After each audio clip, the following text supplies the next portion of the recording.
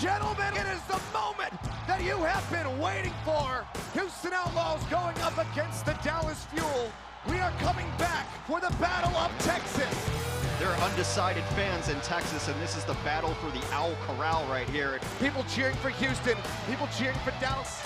We'll see who flies their flag over Texas tonight. This is a new Dallas Fuel that we're seeing. Looks like the Houston Outlaws are just starting to get heated up. What more could you ask for? This one is going to be epic. Decay, this is what we love to see. Dante, he's just ripping people to shreds. Dallas Fuel, they take it home. The Outlaws, they are looking mighty fine. This is the Texas Showdown.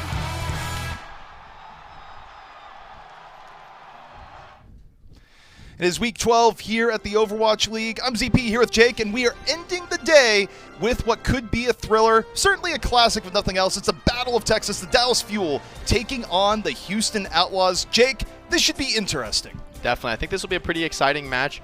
I don't expect it to go 3-0 one way or the other. I will say the Fuel, they've been looking really sharp, taking shock to that Game 5. So Houston, we haven't seen them in a long time, right? It's been a few weeks since they've last played. So I think it's a team that has been looking pretty consistent in the Fuel. I mean, not closing it out against the Shock, but you've got to be impressed by anybody who can get 2 maps off the Shock. And at the same time, going up against Houston, who is a little bit of an unknown right now. We haven't seen them playing. Of course, they've been scrimming. Of course, they've been in the lab. But they're an unknown as far as matches go, as far as the public goes.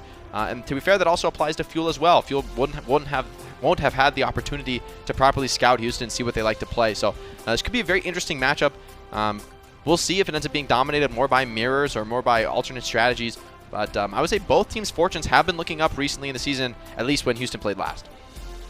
Well, let's take a deeper look at what the rosters are going to be, starting with Dallas. And when you look at the Dallas roster, the player that really strikes out to you, that should strike out to anyone, is Decay. Decay has been a monster this season, and a big reason why I think Dallas fans should be optimistic. Definitely Decay on the McCree, on the Tracer, on the... I mean, what can't you put this guy on and see him succeed? I mean, he will play well. It seems like there's nothing that he can't do properly. And Doha as well, playing some more niche heroes that we don't see as much in the Overwatch League. The Doomfist, the Junkrat, the Pharah, but looking insanely talented on those as well. So this DPS lineup is without a doubt the best the Fuel has ever fielded. I don't see them subbing out either of these players anytime soon. I think that's been a real key to the Fuel's success. But the rest of the roster is solid too. Gamsu and Note back together. After a pretty strong performance Season 1 in the Boston Uprising, they're reunited and looking good on the Fuel as well. Meanwhile, you swap sides, you take a look at what the Outlaws are packing the season, and the Outlaws, ups and downs, I would say, across the board, where I would say their DPS, you've seen some big moments where players like Linkser have come in and shown some of their old glory, but also times where, I think players have had to sometimes flex out of their comfort zone to mixed results. Yeah, I think the biggest change I see this season for the Outlaws is the addition of Repel and Jexa. I think these players have really added a lot to the team.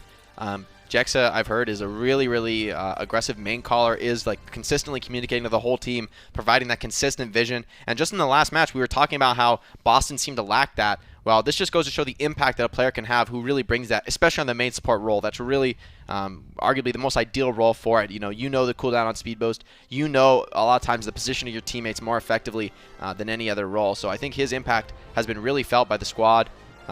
As well, Meko, one of the best off-tank players in the entire league. So pretty undeniably massive pickup for the Outlaws.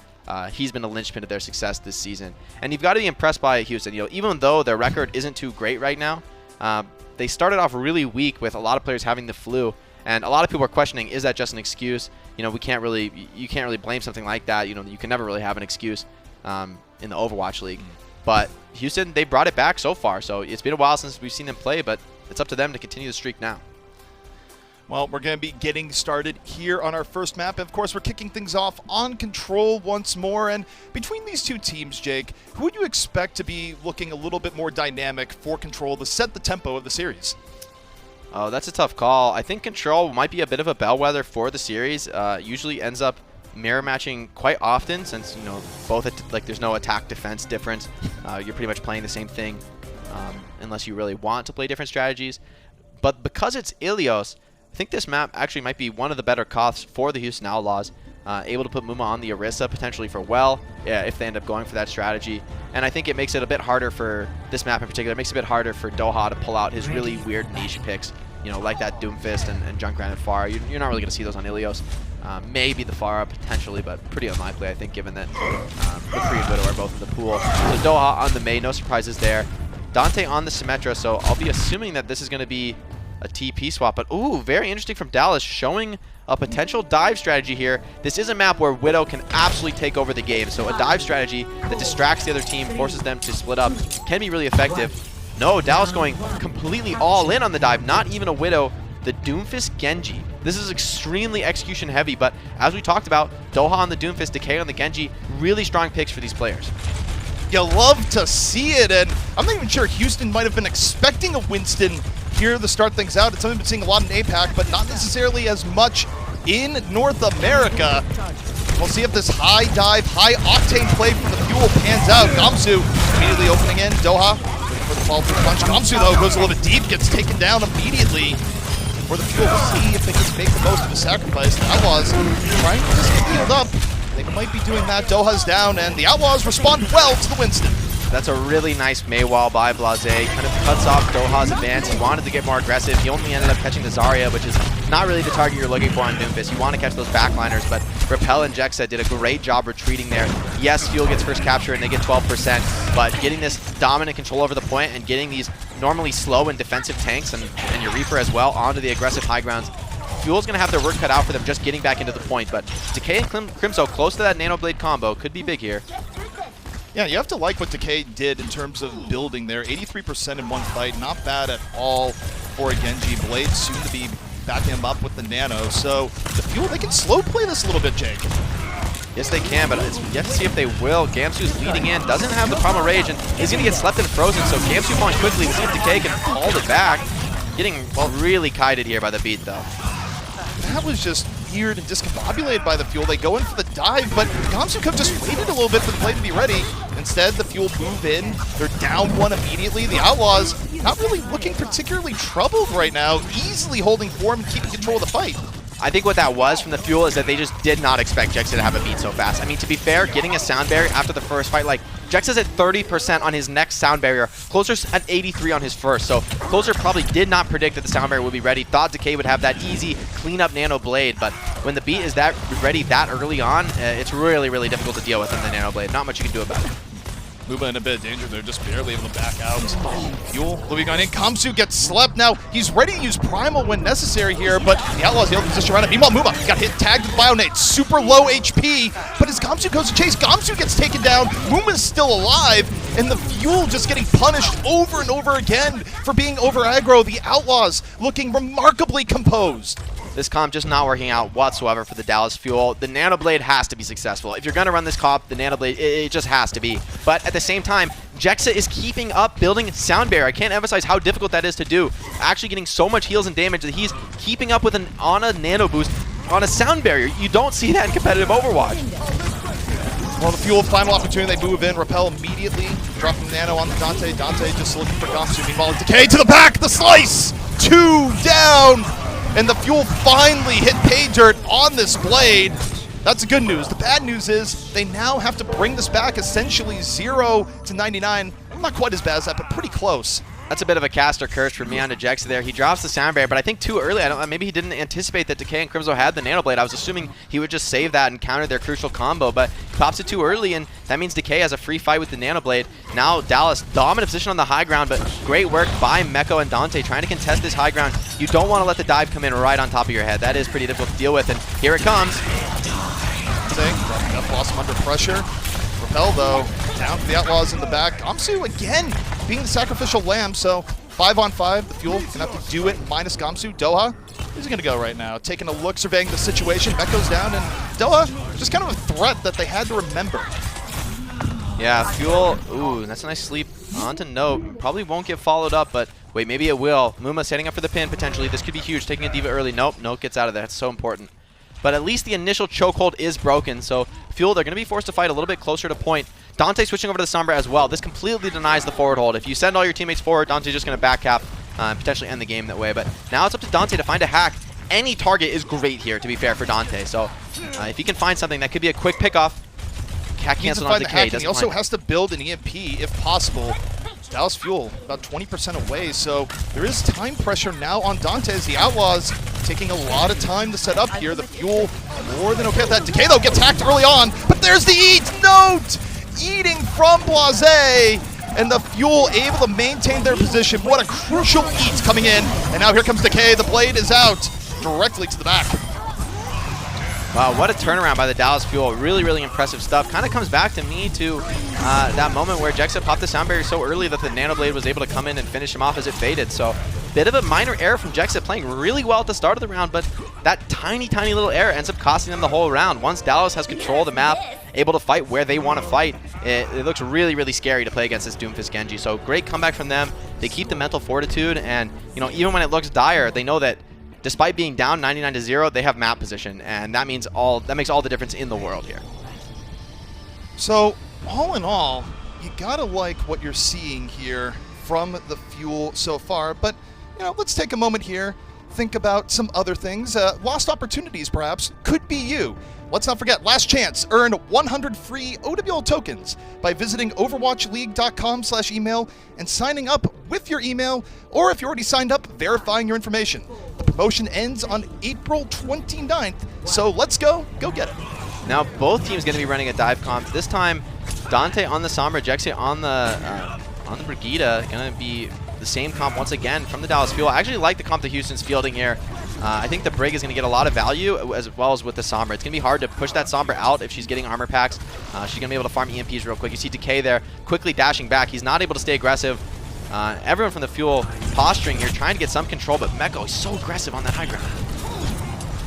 Fuel right now, just looking to build else. Note, though, gets caught. Gonna get demeched early, and now the Fuel, they have to dive in to try and make something happen from that. They get Meko pretty low in turn, but I don't think that's gonna be enough. Gamsu gonna be joining the casualty list. And the Outlaws, as a result, get a first quick control.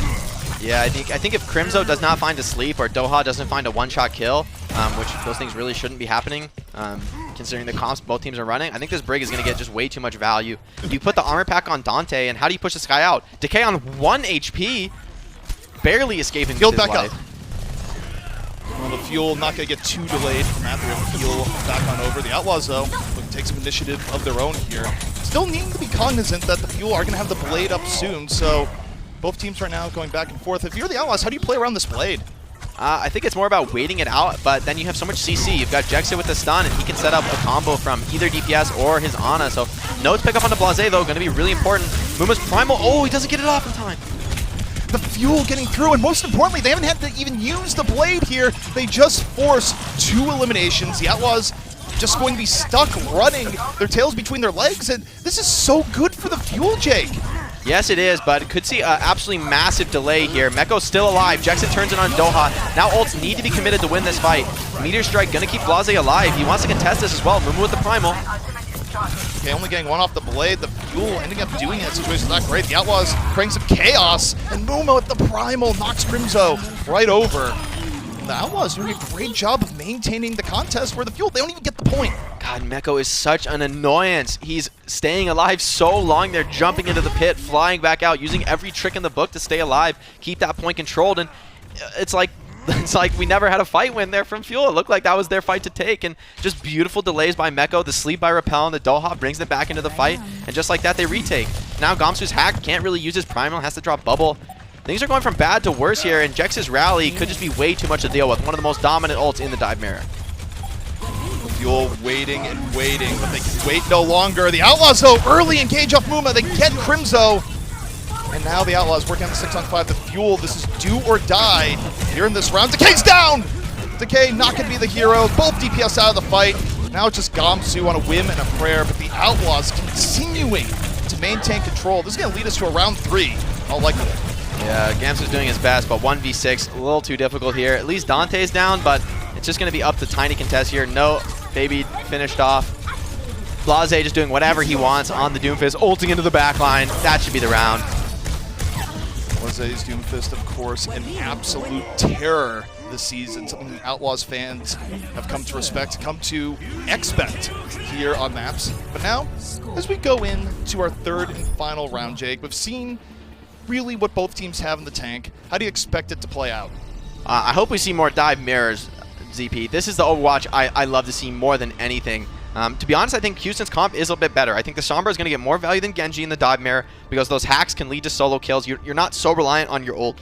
Like, yes, EMP is good. It can be a counter to Sound Bear. You know, you can use it. You can take out the tanks with it, deny their ults. You know, there's a lot of ways you can use EMP, but it's not necessary. Whereas this Genji really feels like a walking blade farmer. It's really hard, even for a player like Decay, to get much done. This time, at least, though, he won't be facing a Brig. No, he will. Jexa just speed boosting and switching to the Brig. I love the pick here. It counters both DPS, puts pressure on both tanks, and is really, really efficient at supporting his DPS as well. So I like the decision from Jexa. I think it's absolutely correct. 1-1 here on Ilios. Both teams looking for that all-important map 1 win. Okay, for now, just looking for blade building. The Outlaws just holding back, letting the Fuel dive in and then looking for the engagement. Jexa in danger! Isolated! This time the Fuel, they get rid of the threat you were talking about, Jake, and it makes for a much cleaner engage. Yeah, this should be their fight to win now. Without Brig, you're really lacking sustain on the side of the Outlaws. Muma just trying to annoy, contest point, get a little bit of ult charge. The Outlaws, they just want to soft reset this. They don't want to fully give up point presence. Just wait for Jexa to get back and then take another fight. But Blaze's committing quickly with Muma.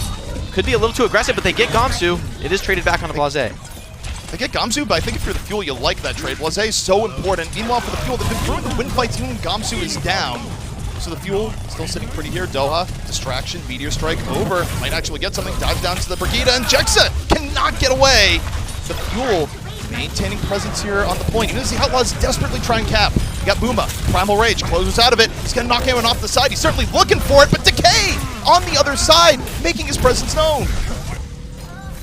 Oh, such a heavy commitment from Houston. It doesn't seem like it's going to pay off at all. Shades of that last map where Houston did essentially the same thing, but on the other side. Now it's Dante's EMP to potentially set the stage here, this fight. But Decay with the Nano Blade, I mean, even if you EMP this guy, he might just still burst you down in that first combo. So it's pretty difficult to use EMP as a real counter to Nano Blade. It might slow him down, but it's often not enough to actually stop the Genji. But a great opening hack by Dante. That's a free pick. Might be able to hold on to the EMP a little. They're still engaging. They still go for the blade. Jexa down. Doha looking for it. Decay with 2. And he ends up being the equalizer now. Trying to get away from Doom. Blaze in hot pursuit. Decay cannot get away. But the Fuel muddy the waters enough that they're still in control. Yeah, Dante, though, not committing EMP, so it's not too dire yet for Houston. They might need to wait to get this recontest, but I expect they want to go pretty quick. Some late spawns here for the front line of Dallas, which I think is a little bit more important. Gamsu, not wasting bubble, but is forced eventually. Now both teams on the Winston. Dante in the back, looking for the EMP. Slept! This could be huge if Dante goes down without getting the EMP. Doha looking for the finishing blow, and no! Dante gets away! You can't let that happen! We'll see if the Outlaws can make use of it. Dante coming back in. He has the EMP ready to go. Doha, Meteor strikes in, getting away 2 HP. And the Outlaws get a retake, and they don't have to use the EMP. Can't emphasize how important Rally is, though. I mean, when you hear that song, I don't think you should fight whatsoever. Waiting for it to end now. Fuel, they look like they want to recommit, but Dante's EMP could be deadly. Big EMP on 3, ball initiators. Closer's right there, though. Closer drops the sound barrier immediately, keeps the Fuel alive, mitigates the damage, and Jexa knocked right off. The Outlaws 5 on 6, the Fuel reinvigorated, and the Outlaws are just getting damage left, right, and center. Decay doing whatever he wants in the Dallas Fuel, just about there. Map 1 in their sights. Great response by Closer with the sound barrier, keeping his team alive. And then not only that, he adds insult to injury, sliding in there to boop his counterpart off the map, taking down Jexa. Beautiful stuff from the Fuel there, winning that last map. Just like Houston did to them the map before, you know, even in that fight where they lose a pick early, they managed to strike back with the Nano Blade, get the back line, and win the map off of it. So really impressive stuff from Fuel. I think this is going to be a really exciting series. I love watching Dive Mirror. I think it's one of the most exciting varieties of Overwatch out there. A lot of solo plays, a lot of individual potential being realized here. And the Nano Blade, I mean, hard to think of a more classic combo in Overwatch. I also just like the intelligence coming in here from the Fuel where, again, if you listen to Scrimbucks Express for NA, there wasn't a lot of Winston being played, but you look at the APAC matches, you see a lot of Winston, and the Fuel go out and go, you know, we like playing Winston, we like being a little bit of smash mouth Overwatch, let's just go full dive. And after a little bit of a rough start in round 1, overall the Outlaws did not have great answers for it, and you gotta like this new look from the Fuel. Yeah, in my mind, I think it all comes back to that little minor mistake, in my opinion, by Jexa, using the beat aggressively in the final fight, or what would have been the final fight when they were up 99-0 on the first map. But Fuel, of course, they're playing a dive comp, so they kite back with relative ease and then come in with the Nano Blade as soon as the beat fades. So If I'm Jexa there, I think I would have liked to see him play that just a little bit slower, wait it out with the sound barrier, use it just to counter the Nano Blade, and then just try and grind the enemy out as they've done the past few fights. But you know, investing that sound barrier and still losing that 99-0 fight, really, really painful stuff. That could have been just as easily a map for the Outlaws going 2-0. So I think we'll see a very, very close series here going forward, and I hope this dive mirror continues. It's my favorite. Well, the battle for Texas is living up to the hype. A classic here in the Overwatch League. We're going to take a break. When we come back, the action continues. The Overwatch League is brought to you by T-Mobile, helping you stay connected to what matters most. Learn about T-Mobile's COVID-19 response on T-Mobile.com. And by State Farm. For auto, home, or renter's insurance. Like a good neighbor, State Farm is there.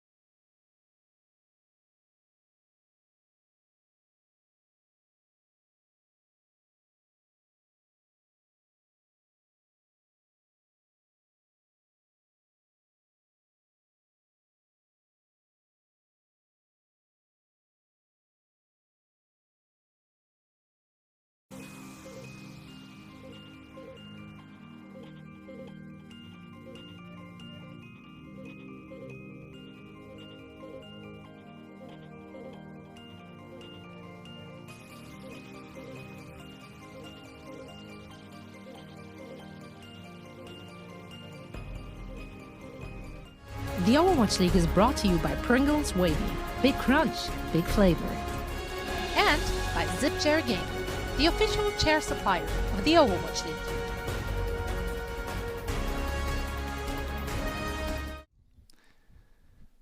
Welcome back, everyone. The battle for Texas continues on here at the Overwatch League, and so far, living up to the hype, Jake. I, for one, welcome the return of our dive overlords.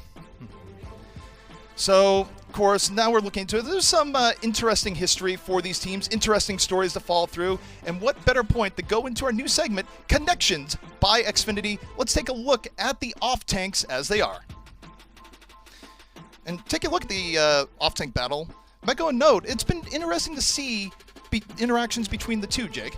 Yeah, both players, I think, having a strong series so far. I think it's harder to see what the D.Va does in the dive mirror because it's mostly defensive and cleanup role. You're not usually the initiator. You're not going for crazy bomb plays, usually just using bomb to remake. So it's a little bit more slow and steady for the off-tanks right now. But that's the role of the off-tank. You know, the silent player doesn't always get the appreciation. If you're not getting those huge bombs, it's harder to see what they're doing. But when you're playing with a great off-tank, you know the difference. Yeah, and you think about the history here where Note helped Dallas get their first Battle for Texas win last season at the Dallas homestand, Houston versus Dallas, all time. And Mecco hoping to help Houston win in his first Battle for Texas. And really, the history between teams is just interesting. Yeah, definitely. The rivalry has been going for quite a while now. I still remember that first preseason game we played against them, narrowly lost. But that, I remember, motivated us pretty heavily. I know both teams really want to get this win. They know what it means to the fans. So, you know, that's really, I love to see that when you get an Overwatch League match. It's just a little bit more exciting. You've got that unique rivalry in history that is remembered between both teams. Even as the rosters change, I think new players pretty quickly get the message that this is a really, really important match to win. Yeah, and I mean, really between the two teams here, too, is that we've seen a disparity in styles where it's not necessarily like we went into this expecting Winston v. Winston to begin with, even though Houston would swap to it later on. I mean, Houston's still very much willing to run with things like Sombra Doom and mix things up, where you think about the history of Dallas and a player like D.Va, you'd expect to see the Sombra more from them, but, you know, both teams showing different looks. Yeah, I actually like the look. I think I like the Sombra more from a technical perspective, but I think the Genji does offer a lot more damage, and that's an underrated aspect in Dive. Especially playing against the Brigitte, right? She doesn't have that much heals available. It's really strong AoE heals, but if one target takes a ton of burst damage, if you're already expending those armor packs aggressively, which you're normally going to be wanting to do, then you're not always going to be able to save that one target that gets focused down. So the power of Genji Doom just grinding you out, and as well running the Brig on if you don't get that quick bash sleep on the Genji, he can kind of run over your whole backline. Of course, I was just talking about connections, and that was connections by Xfinity.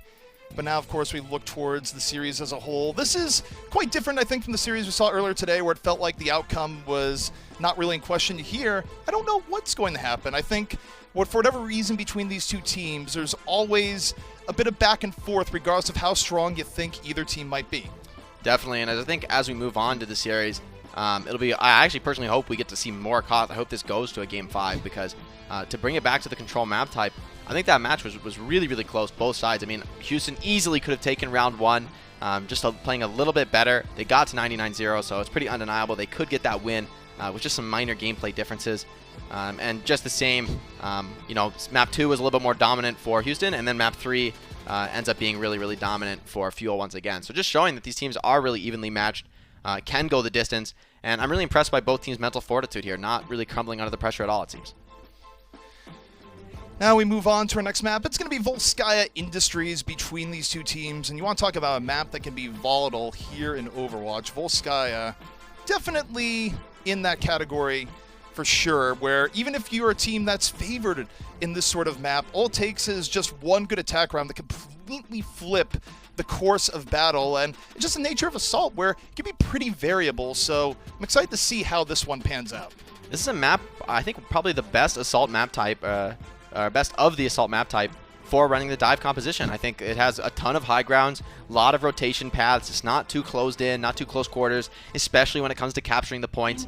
If you just go capture the point without getting any picks, you're going to be in a full surround. So you've got to push out those divers, and those high mobility heroes can really get a lot of value. Decay showing the Hangzhou. I have to imagine that'll change as soon as he sees what he's going up against. Outlaws wanted to field a very dive-oriented defense here. The same they've been running earlier. Maybe they're expecting a dive mirror. I think the Brig is definitely a hero you're picking, expecting a bit of a dive mirror. But without a McCree, it could be really difficult to shut down Dante's Sombra. If Decay finds a quick headshot, sure, that'll do it, but pretty tough to find that, especially when Dante's probably going to be getting a lot of armor packs. So the Outlaws now running defensive Winston. The Fuel open up with Ryan. The Fuel right now, see Decay on the top, opening some opportunities here on Hangzhou, and the Outlaws not really giving the sight lines. Yeah, Decay swapping back as predicted. Probably playing the Hangzhou, expecting a shield trading mirror, but just too vulnerable of a hero to play against the dive. The Reaper much more resilient. Repel getting poked very hard. Must have taken an icicle to the face from Doha there. Now Fuel making their first concerted push in. Mooma going to try and charge just a bit of ult as in their way. Fuel right now going over to left side and Decay. Now starting to potentially consider a flank. Outlaws meanwhile playing a little bit further back. Not exposing anything here just yet, giving Dante time to build in the EMP. The Fuel though, the running composition that simply wants to get to point, and now they've brought that fight over to the point. The Outlaws looking low now, under pressure, and Repel can't get away, so the Fuel just simply running over the Outlaws to start things out, but Crimso down might not be enough. Mooma doing as much as he can here, but only 85 on the Primal. He's going to need at least one more jump to get that finished, and this could be point over here. Without Repel, the Outlaws quickly going to run out of steam, just don't have the heals to really sustain this engagement. Mooma going to fall, but not really investing much. I think at this point the Outlaws, they just want to charge their ults. That was a really nice flank by Decay and the rest of the squad to corner Repel in the low ground. I think it's tough. I think Repel was actually looking for that pack to get re-healed, and Decay was able to punish with a nice TP. So great take on first point, switch to the Reaper and deal with it really quickly. Dante though looks like he wants a refight here, setting up to potentially EMP. He's thinking about it right now. This is high risk, high reward for the Outlaws. If you retake point A, you burn a lot of time, but burn resources don't get anything. It's terrible. D.Va though, down, no D-Mac. The Outlaws Very good spot potentially. Blase keeping them in the fight. And the Fuel forced to go back. And that is the reward paying off for the Outlaws. And they have the EMP still, Jake, for the next fight. That hack from Dante was absolutely what did it there. Note had the self-destruct available, but Blase takes the nano right as Dante finds the hack, and then Note turns into an easy pickoff. D.Va should be one of the hardest kills, but that's the power of Sombra's hack. And now a lot more ults available for the defense. As you said, that EMP could be crucial. Closer going to be really hesitant to even get close to the engagement while that's still in the tank. Fuel heading back over to the point. Buma, primal rage, ready to go. Dante leads with the EMP, hits 3. Still immediately out of the fight. Buma, now disruption. Looking directly at Decay, not flinching. Needs about half his HP, but it's a good distraction. Blase still working on the back. Deals with the Reaper, still dealing with Note at the same time. And Blase has just been an Iron Man. Oh, perfectly timed punch there. Does the damage on Note's mech. And Note's going to be potentially another stagger here. Rally comes out from Jexa. Maybe a little bit unnecessary there, actually. I think the Outlaws had that point held, but you know, you want to be conservative. Of course, attackers do have spawn advantage in this instance. Note could be a big vulnerability, and he is. Blase charging in once again. Blase just continues to get elimination after elimination, and even among all the chaos, it's been the one constant for the Outlaws here thus far. And the Fuel, they're starting to run out of time, down to their final 50 seconds. Final opportunity coming up. You've got the Death Blossom and that Blizzard, but no. ults to use. Muma, though, does get slept and taken down. Great sleep from Crimzo. Muma can't get away, was just looking to poke in and get out. And now the Fuel, they get a clean 6-on-5. They can deal with Blase, that's all they need. Blase, though, gets Nano Boost. Still going to be a threat all the while. Meteor Strike, where is he going to land? Fuel right now worrying about the front line. Decay in danger, getting poked down, 90 HP. Fuel now, 5-on-5, trying to take advantage of their early pickoff, but they've gotten stymied. Dante has the EMP. Dante, though, forced back. Now the Fuel looking for anything in the front. Dante back in, gets the EMP, hits 4, and the Outlaws get to crush right on in. Now, Fuel, they're going to have to touch point, but with limited resources, no tact. He's purple, can't even get healed. Going to have to touch the point in the Suicide Rush. We've seen him make these selfless plays before, but I'm not sure it's going to be enough. Beat does come in, but Meko eats the Blizzard from Doha. Meko right on top of it. The Outlaws smothering the Fuel, stopping their flame. And the Fuel down to their last few members. They can't get anything going. And the Outlaws even down Muma. And what should have been a clear advantage for the Fuel still turn it around. Blase in particular being immortal. And Meko just finishing it off with that nice Blizzardy towards the end. Man, what I really want to highlight there, though, is how well Houston dealt with the Nano Boost coming out from Fuel. Nano Boost onto Decay with Death Blossom should have been deadly, should have been dangerous. But not only is Meko juking around his head, keeping him distracted, but Jexa comes in with the boop at the perfect time. The spam is on Decay, so he has to back out. Just great pressure on this Reaper. It feels like he can never use his ult. And that's, you know, one of the struggles playing against Dive is at the point where Fuel find themselves with only a Blizzard and a Death Blossom.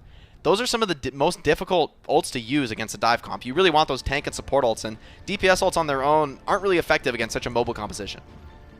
So while there's still a lot to go in this match, don't forget to check out the Watchpoint post show immediately at the end of this match. Special guest John Spector will be stopping by with a very special surprise announcement you do not want to miss. So Outlaws setting up very well to take this map. Not over yet, though. It is possible for Fuel to bring this back. This is a full holdable point. We've seen it before, and we may see it here again. Decay on the Hangzhou, a little bit more optimized for the shield trade here, so I like the composition that Fuel are running. We'll see if Dante elects to keep the McCree or switch off to the Hangzhou. You know, even though the Hangzhou does a bit more shield damage, McCree has that option to go for flanks. If you're not running a McCree of your own, sometimes McCree just shows up in the backline, gets 2 kills, and even if you trade him out, it's too little too late. So we'll see if Dante's able to make it happen here, or if he's going to switch over to something a little bit more conventional, shield pressure focused like a Hangzhou. The Outlaws on the way forward. They don't have to do much here on this attack. All they have to do is full capture point A, and that'll be it.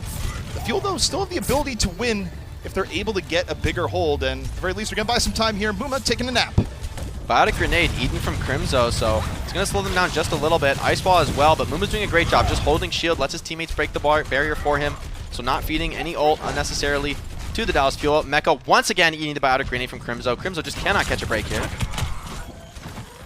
The Fuel holding back, where remember for the Fuel on point A defense, even losing one person might spell the snowball to losing the round, losing the map. So the Fuel have to be very, very measured here, Jake. It's all about shield trade, though, and I think this should favor the Fuel. Bio Grenade on Meko is going to slow him down, and oh, that's such a beautiful headshot from Decay. Blase had the ice block ready, but nothing you can do about that one-tap headshot from Hangzhou. Fuel burning about a minute off the clock here so far. The Outlaws, they can take a little bit of sauce in that they have time, but you don't want the situation to extend a whole lot longer. The Fuel so far are playing very, very precise.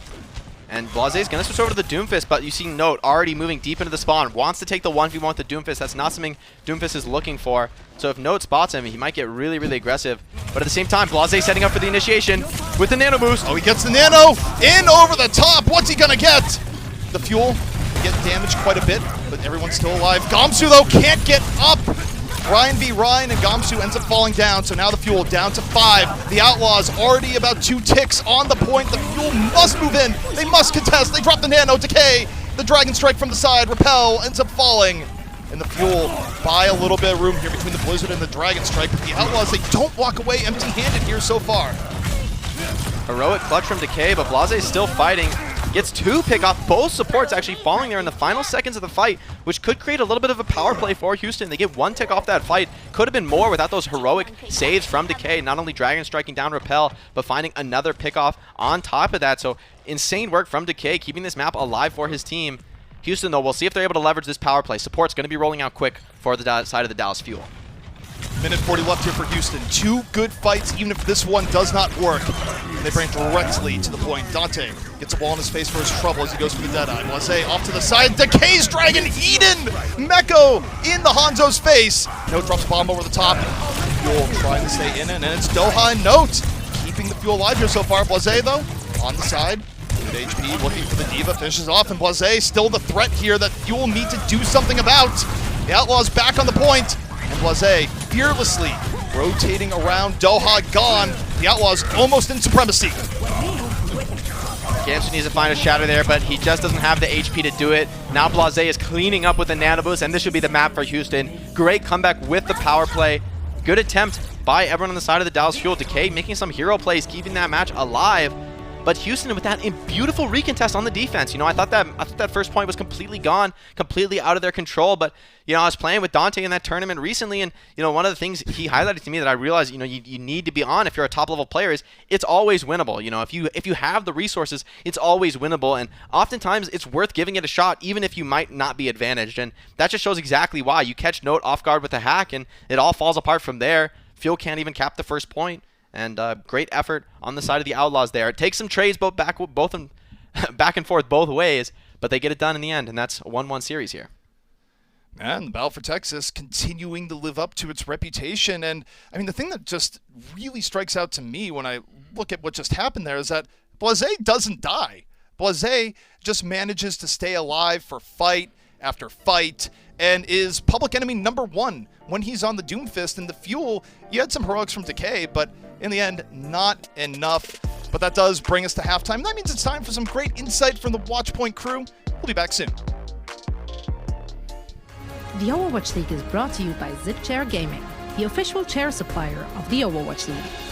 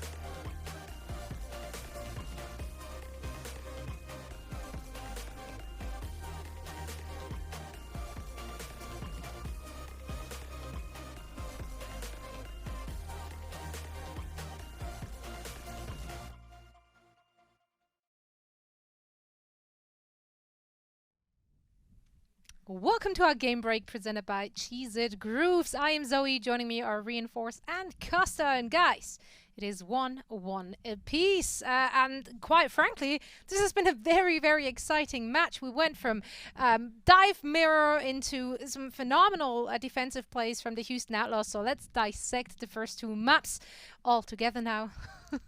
Are you guys impressed at all with what you're seeing?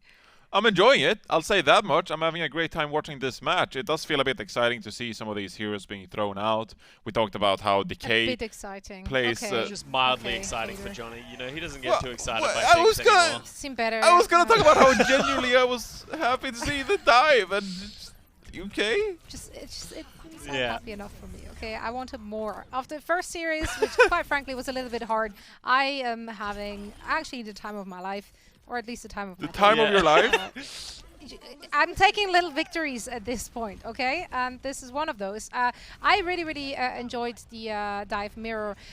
Which one did you like best, though? If you're looking at the compositions, are you feeling the Sombra in the mix there and the Brig, or are you more looking towards the I actually want to talk about both of them. I actually really like both of them for the respective teams, right? They're both playing to their strengths. They have Doha on the Doomfist, Blaze's playing the Doomfist, but on the other side of it, we have Decay playing the Genji, which is something that Dallas seem to be comfortable with, and they have, on the other hand, we have Outlaws on the Sombra. So they're both playing to their strengths and sort of playing to what works for them, and you're seeing it go back and forth, and that's what I think makes this game so exciting is we seem to have two sort of dive styles and two different separate styles sort of clashing and seeing what works, and it was really cool to see on Volskaya how it, you know, how the Outlaws really sort of made their dive work against the classic meta composition that we've seen so much of. Yeah. Reinforce, were you at all worried when the Outlaws on their attack round then decided to kind of switch off of the air dive? Well, you know, it always brings up a little bit of concern. You know, you can never be too confident whatsoever. I just have to praise the fact that they actually did play what they're comfortable with to begin with, and then they gave themselves a really good advantage and a really good opportunity to come out with the Volskaya win. So I have to credit the Houston Outlaws for actually making good adaptations and playing a good style of Overwatch right now. This is turning into be a very even series, and given that it's the Battle of Texas, like the Battle of Texas, I should say, you couldn't really ask for more, right? Too. I don't care. You know, yeah, very different words, but bit of a slip. It's okay. It's okay. Don't worry. I have hundreds of those every day. But that's what happens because we're the all non-American desk, right? So we can pronounce things however we please. No one's gonna question that. That's fine.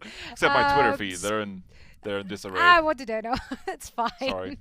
Either way, guys, we also managed to grab a crunch time presented by Cheez-It Grooves for this one, and we were back and forth on whether or not we liked the Genji. However, DK did have some fantastic. Yeah, we really saw Dallas bring it back in this first round. We're sort of questioning the Genji Doomfist play on Ruins, but it actually works out really well here. This is the, you know, Dallas have their back against the walls. It's 99%. We're in overtime, and we actually see here, Jake highlighted it, Jexay uses his beat on the engagement from Blase, I believe, on Doha, sorry. And what that does is it opens up Decay's ability to get the Nanoblade and just absolutely decimate and slice and dice everyone on the Houston Outlaws team. And it's just great to see a Genji again. You know, I feel like it's been so long. The only team that really does it otherwise is the New York Excelsior. So really cool style by the Dallas Fuel, and I was really happy to see it. So 4K from Genji. Now that I'm not a player anymore and not a support player anymore, I don't mind Nanoblades. They're okay. Yeah. Now you can enjoy it, yeah. Two things here. One, really exciting to see Doha play that now I got it wrong. See, Decay play that Genji because Decay is such a versatile player and he can play so many heroes. And the fact that he can like go from Tracer to Genji to McCree and pop off on all of these heroes makes him a really exciting player to watch. Number two, everyone knows me to get excited about Earth Shatters, and it's like, oh, you know, like big shatter, and I'm screaming, I'm jumping and all that good stuff. Same happens with Costa on TeamSpeak. Like whenever he sees a good or a bad beat, you know, it's the same thing. It's like, oh no, that's a bad beat. Oh no. So it's the same kind of despair from Costa whenever we see those bad beats coming out. And I love to see that from a fellow support player. Well, you know what? We may have more bad or good shatters and beats coming your way in the second half of that match. Let's see who is going to get that W and get the real yeehaw. Yeah, Twitter, I know you're still not happy. Yeehaw!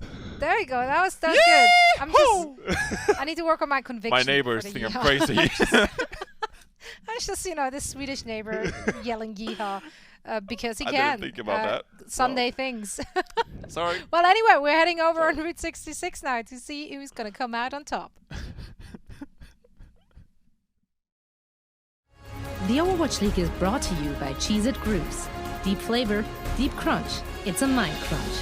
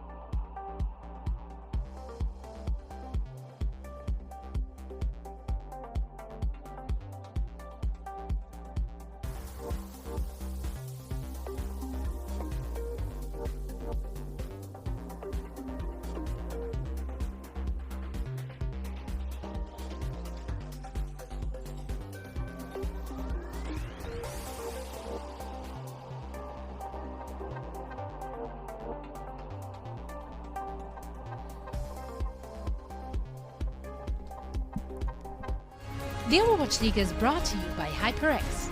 Unleash your style, unleash your fury with HyperX Fury Memory. And by Coca-Cola, the official refreshment of the Overwatch League.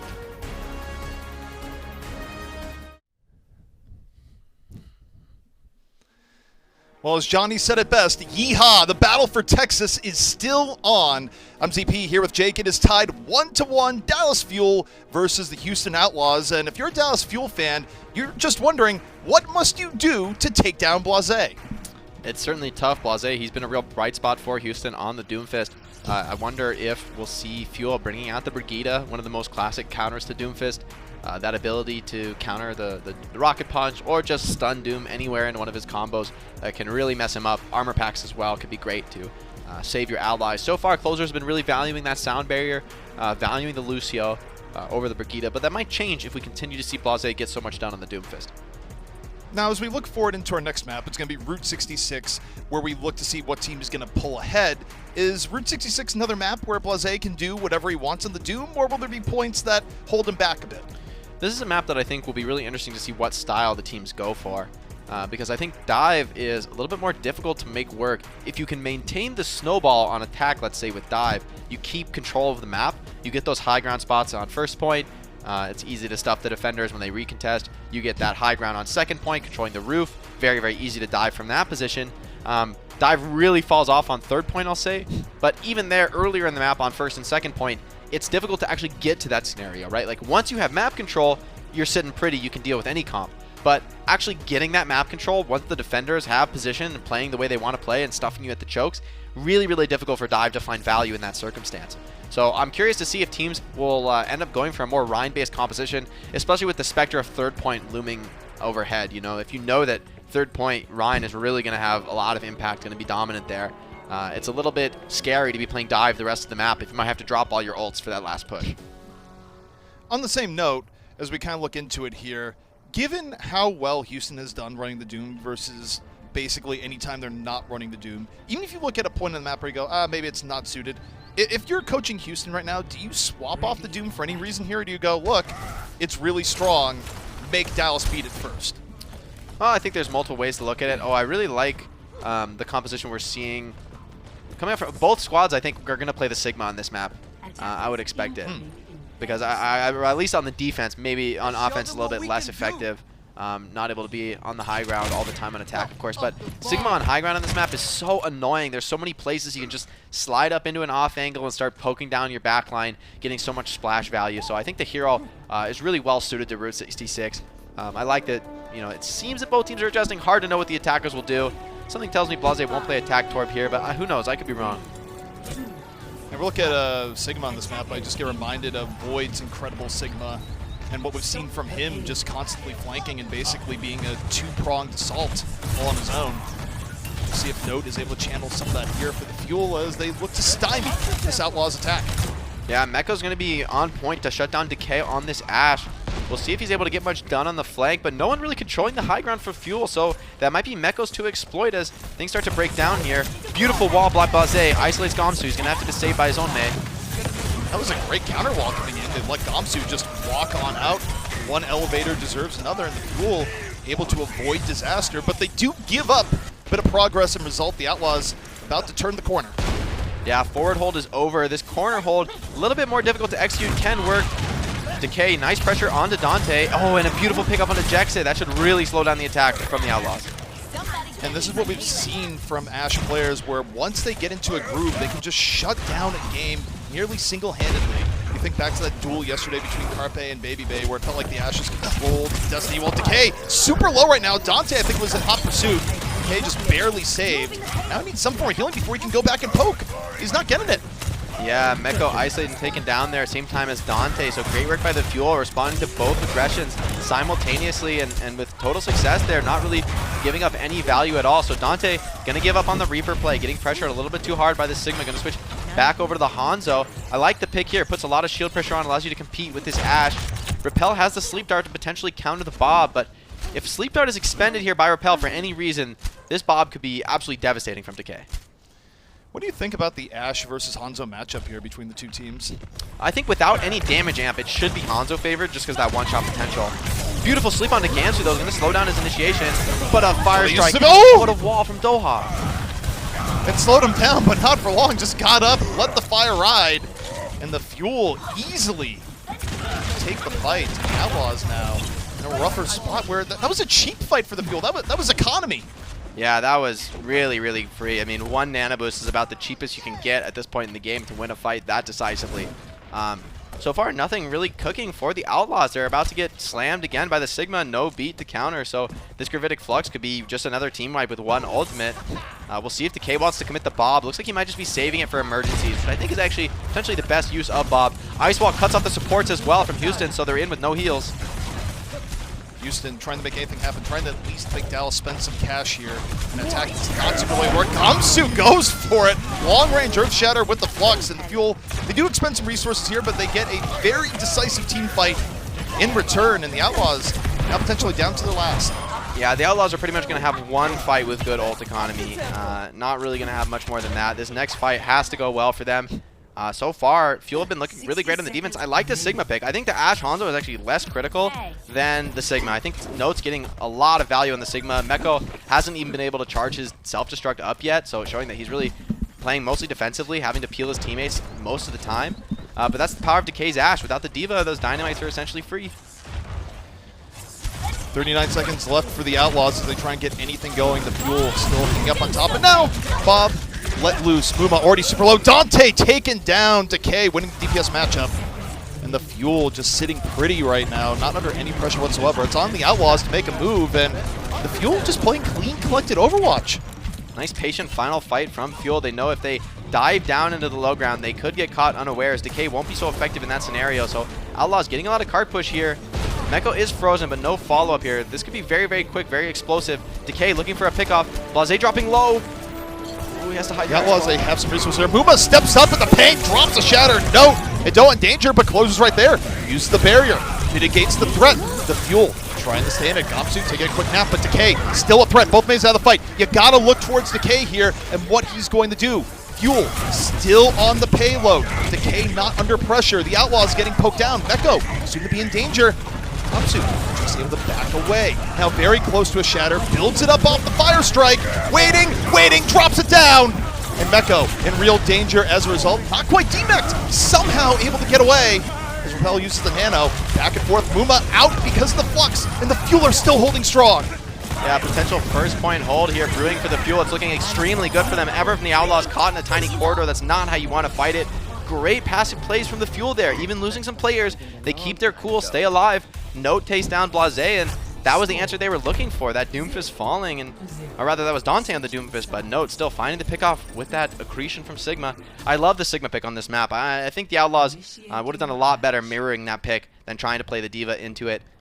Just such a great map for Sigma. The geometry is really, really ideal. There's not any super long range engagements. It's just the right range for Sigma. He's got high grounds. He can play effectively, always bouncing those spam shots in, and the ult as well is really, really crucial. If your whole team's playing high ground and you Sigma ult the attackers off low ground, they end up being in this perfect firing angle for your backline. So I think everything lines up really well for the Sigma on this map. I'd be surprised if... I actually think this is an even better look for the Outlaws, given that they have to full hold here. Yes, dive is going to fall off hard on second and third point, mostly third point, but obviously we're not getting there. So Outlaws are going all in on first point. This comp is going to enable them to potentially fight in spawn if they want to go for that aggressive hold. They might just try and hold in this corner, though. I think that's the ideal fight location for dive. So I think the disciplined choice here from Outlaws is to simply fight on the corner, go for those dives, you know, flanking through the tunnel high ground with Doom and Sombra. Can be really high impact, but it also requires really clean execution if you want to hold for 4 minutes. Well, the interesting thing to me is just how Fuel did not ever go for the big play in the last round. They simply held back, went for consistency over time, and anytime you think, oh, they're going to make a move for some huge moment, no, they just picked the Outlaws apart. I do think, though, Jake, they'll have to be a little bit more decisive on the attack. Yeah, I mean, that's the power, I think, of the Ashe and the Sigma, is that you're just outvaluing over time. Your Rhine doesn't ever have to get aggressive. Muma has to come in swinging, or else his team's going to get ground out in the long run, and there's no way he wins unless he goes in like that, which means Guangzhou has this passivity advantage. He's winning by default. It's much easier to play the game that way, much lower possibility for error, which is, of course, crucial in the Overwatch League. You're playing against the best players in the world. You want the most consistent strategies. And now Torb, McCree, I actually love this comp into what Houston's fielding. This is a hard dive counter. I mean, you're playing Torb is really resilient. McCree's got the flash. Briggs resilient and has a stun. Just so many effective tools here on the attack to cancel out these dives. I think this is a composition purely tailor-made to give Blase a real tough time. But guess what? He fights Decay immediately. Goes, oh, is that your hard mode? Do you have an extra level? Well, he ends up falling towards the very end, so the Fuel get a little bit from it. But it's still a really nice start here for the Outlaws, and Blase ran the gauntlet. Yeah, it's beautiful stuff, taking down Decay instantly at the start of the fight. He's such a dangerous tool, but he's also highly vulnerable. Torb, of course, has that self-sustain with the overcharge, but McCree doesn't have the same, so it's pretty much targeting McCree or Ana. Those are your only options, and Ana does have the self-save with the Bionade, and Brig is most likely going to be sticking to her, so we'll see if Decay gets caught out again. He'll probably be much more wary this time. Meanwhile, Dante looking for a value pack in the back to start things off. The Fuel just walking forward. So the Outlaws are going to try and wait for Dante here, ideally. Or Blase could just go in. Blase, though, gets tagged with Bionade early. Probably wants to let that wear off. The Outlaws looking for the opportunity. Blase back up to full HP, and the Fuel are still making good progress. They are, but Outlaws are going to be a little bit ahead on the ults. Here's the nano boost onto Muma to start the initiation. Nice cleave onto the backline here, trying to take down Closer, but Closer staying alive somehow, but team is split up. That's advantage to the dive squad right now. The Outlaws keeping the pressure up. Gamsu a note out of it, so the Fuel, you're down your front line. Now you just look for the reset and maybe punish the Outlaws if they go a little bit too deep, but look at the bank for the Outlaws here, Jake. This is looking really good with only about a minute 45 left. They could get the fuller hold. It is definitely looking good for them. Molten Core not going to probably do too much. Could be effective against the divers, but these high mobility heroes probably don't care too much about it. Jex's rally is, I think, going to be the linchpin here. It's going to be very hard to get pickoffs through the power of the rally. So much CC, though, coming out into Blase. Might get caught, but oh, everyone's with him. Looking for it. Dante lets the EMP ride. 3 struck on the Fuel. With Gamsu out of it so early, and the good bio at the end. But okay, Jexa goes a little bit too deep trying to follow it up. Ends up falling. It's not enough for the Fuel to really keep up the pressure, but the Outlaws have to be careful not to bleed. Beautiful combo by Blase, absolutely carving through all that armor. Closer did everything he could to keep Crimzo alive, but perfect execution from Blase just gets that damage in, and that's another hold potentially from the Outlaws as well. Nano onto Muma, chasing frags. Could get very aggressive here, but I like this from Muma. Don't throw the round, just play smart. You're winning these fights pretty consistently, and those are really, really important ults coming out from the side of the Fuel. They use their rally. Closer's just going to switch over to the Lucio, doesn't have confidence in his chances to build another ult. You've got Shatter and Self-Destruct, but those could be difficult to find against dive targets. You know, the Self-Destruct could be really, really crucial, though. Dante sizing up for the early hack. The Fuel down to their final 30 seconds. Last opportunity to follow up was a great defense, but it might be followed by a very poor attack on the other end. Let's see what the Fuel do. They go for the high ground up on the gas station. Muma, early initiation. Primal Rage ready to back it up. Quite a bit of damage going around. 50 yards. Oh no! Muma does not primal. The Fuel now with an opportunity. You can't have that happen. And now the Fuel looking far better as the Outlaws. They have to buy time for Muma to get back. Nano Boost comes in on Decay. He finds Blase. Reloads with the High Noon as well. Now it's Molten Core on card. Things are falling apart here for the Houston Outlaws. It looks so good, but Muma, greedy with the Primal, gets bursted down. It's just card stagger here. I mean, yes, he's back with a Primal, but now it's a 1v6. Not really the ultimate you need for the situation, and Fuel are going to be able to win the map off the back of that. Oof, Muma's got to be kicking himself after that one. What a collapse! An incredible punish by the Fuel, but the answer there was in Muma's hands. That is not an error that should be happening. That was unforced. That was Muma just taking his sweet time and using Primal Rage. Doesn't use it in time. Leaves his team without a main tank, and the Fuel just walk up. Oh man, that is tragic because that very likely cost Houston the map. As a result, Fuel now up in the series. That's got to be painful. Muma, I think, had 1 second on his leap cooldown, so wanted to get that initial leap before popping Primal to start the juggle onto the Ana, but that play just ends up being a little bit too greedy. I mean, I understand why he wants to go for it, but obviously if he get bursted down, it was never worth it. He did take a ton of focus from the side of the Fuel, so they're doing their part, I guess, to put the pressure on him and allow him to make that mistake. Everyone targeting the Winston down very, very quickly, so good work by Fuel to put the pressure on. And you know, sometimes if you make the right plays, you put the pressure on the right hero, they might slip up, and that happens in this circumstance. No Primal, and without that, there's no real chance for the hold there. You need the Winston. He's so critical in these dive comps for distracting the enemy and splitting them up. Primal would have been so important there. But to be fair, also, you got to give respect to Fuel. Taking that high ground rotation was very, very smart. I think that's exactly what they had to do in the final fight. Get to the high ground, get into a strong position. Instead of fighting from low ground or fighting from chokes where Winston's going to cleave you apart, they play in the open air on the high ground where it's much more difficult for Doomfist to land on you or Sombra to find a hack. Just a lot more defensible for those slow heroes like Torb and McCree. Got to give credit to the Fuel. They put themselves in position for success, and all it takes in Overwatch is one error from the other side to make all that preparation shine.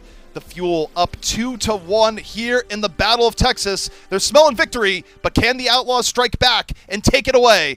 We'll be back soon. Coca-Cola is the official refreshment of the Overwatch League.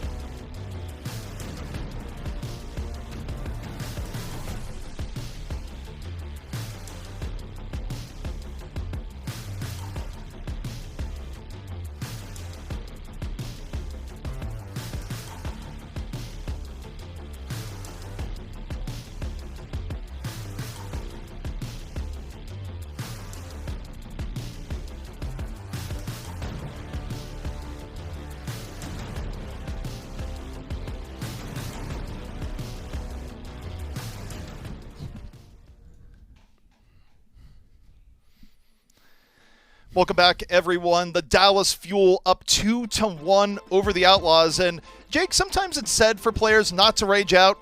For Muma at the end of that last battle, it was time to rage out at least a little bit. Yeah, I needed to get that primal off. Props to Fuel for bursting him so quickly. I mean, I was watching his HP bar, which is really crucial in Winston, and it looked like he got bursted instantly from 245 health. So pretty impressive focus fire from Fuel to force that error. But yeah, of course, I think if Muma got that primal rage off, we very easily could have seen that map go Houston's way. And I think that interaction just illustrates how incredibly close this series has been so far.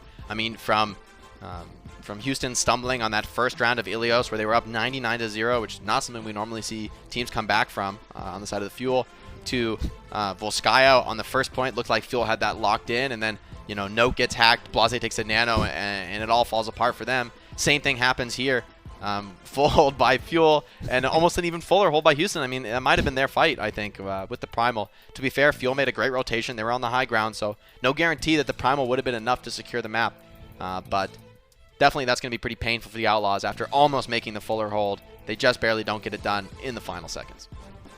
Now, you have some unique insight here, not just because of being an Outlaws player in the past, but speaking more generically here, just speaking across all your game experience. But when you lose a map that you very likely should have won, you're in the situation where everyone's like, okay, everything's good, everything's great, and you have what is an uncharacteristic error just come up and ruin your day. You lose the map. How do you pick yourself back up from that situation where, understandably, people are probably a little bit upset in the aftermath? Yeah, I mean, you just got to focus on the positives. You got to reset your mentality as a team because, you know, there's two ways to look at the situation. The first way is the obvious way. Oh, I can't believe I messed up. I'm so bad. We're going to lose. You know, and you just get in that negative cycle. Or you can say, wow, we got full held, and then we very nearly made a comeback, and it was just a minor slip-up that led to it failing. Like, you'd rather be losing that way if you think critically as a professional team. It's actually much better to be losing because somebody made a minor error than it is to be losing because you're getting outclassed or your strategy is bad. Those are much more severe problems. So in all the ways to lose a map, an unforced error might be the most painful, but also the least significant in terms of the strength of the team. So, you know, as pro players, you just got to reset your mentality. And it looks like the Outlaws, they're holding their confidence. They're holding their nerve. They're going to keep playing this Somber Doom dive comp. And I'm really impressed with this, actually, because, you know, you could have easily taken that error and felt, oh, our comp's not working, our strategy's not working. But it was, right? And they won a lot of fights. They very easily could have won that final fight. So I like that they're confident in the strategy. It's been working out really, really well for them so far. And I really, really personally hope we see a Game 5 from this series. It's been certainly the best series all week, and we've seen a lot of 3-0. So it's refreshing to see two closely matched teams brawl it out with different styles. That's the Overwatch that I love. Well, Eichenwalde is going to be our next map that we'll have in the series. It's one that the Outlaws need to win. Otherwise, the Fuel will be cruising to a 3-1 victory. And the Fuel coming out here on this offensive Torb once more. I like the offensive Torb against Dive. I think Torb has one of the best self-saves in the entire game. That overcharge and armor in general being something that's really, really difficult for Dive comps to deal with their lack of burst damage. So Colzer on the Brigitte. Again, this comp should be a full counter to what Houston's running. It's all on Houston's execution being just picture perfect here. Hack onto Doha, but he's being kept alive, and it's Gamsu who falls first. Yeah, Gamsu just focused on down. Early hack pressure from Dante in the back. Now the Fuel, you're stuck running in the back. Your front line is decimated. Blase just gets to pick you apart. And really nice engage here from the Outlaws, where I think Blase, of course, very adept, and the rest of the Outlaws, he didn't overcommit. They waited for the opportunity to be made. That's so impressive as well by the Outlaws. I think something they're doing consistently on this dive comp is having multiple kill targets. So they're hacking Doha, but then they're committing for the kill on Gamsu. And if you have just one kill target, it's very easy for the defenders to just pour all their defensive resources into him. But you hack Doha, he might take a nade, he might get armor pack, and then it's Gamsu who actually falls because you don't have those resources left in the tank. Dante in the back, looking for the early hack, gets it on the Crimzo. Outlaws again trying the pressure off that early hack pressure, but this time Muma pays a price. Taken down early by Doha. I think they overestimated the edge they had there, and now for the Fuel, if they can just sit back and heal, they're going to have an enormous advantage, especially with Jexay out of their fight. The Fuel now just get to walk over onto point A. Should be a quick cap. So painful to lose your Winston first. Not really much coming back from that in the dive comp. Winston is really that crucial distraction that enables all the other heroes. You know, your Ana find the nades to sleep, enables your DPS to make big plays. Muma's committing as well with the Primal. Wants a recontest here, taking a ton of damage, and Decay with the high noon is zoning him from actually contesting point. I don't think this is Florida v Boston. I don't think you're going to have a crazy point A retake. And no, it was kind of a waste of resources towards the end. I mean, arguably, it got the multi-core out of Doha, but even then, debatable value here for the Outlaws is they're going to be delayed, Jake, and trying to hold here at the choke. It has worked out for them before, going for those crazy recontests. I'm thinking back to Volskaya, but in this circumstance, certainly not. Dante's EMP, though, this could be an open and shut fight if he manages to land a big one. I love this from Decay, though, moving up aggressively on the Reaper. He can kind of be a little bit of a solo player. If he can disrupt one dive tank, it's absolutely worth making this play, but it looks like Jexa spots him. Maybe not. Okay, off on the wild flank. Has it on his sights. Could be looking for the 2-tap here, but no. Brigitte right there, acting as the bouncer, preventing a crazy value flank in Decay. The rest of the Outlaws now moving in through the front. Blase making his move. Meteor strike into the side, looking for anyone in the corner. Has to back on over. Vimo Gamsu! Earth Shatter down! But the EMP from Dante stops it from getting too crazy. Blase going, thank you for the EMP. I'm going to follow up what you just set up.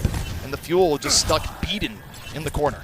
It's a crazy brawl here. Attacker spawn's pretty close, but all the heroes that the Outlaws are fielding are very, very quick to get back into the fight, and even to fight 5v6 is not such a big deal for this team. So without any ults to really open things up for the Dallas Fuel, this could be a point where they stagger just a little bit. Meko is hacked, though. That's a major opening, and a beautiful pick-off by Decay onto both those players.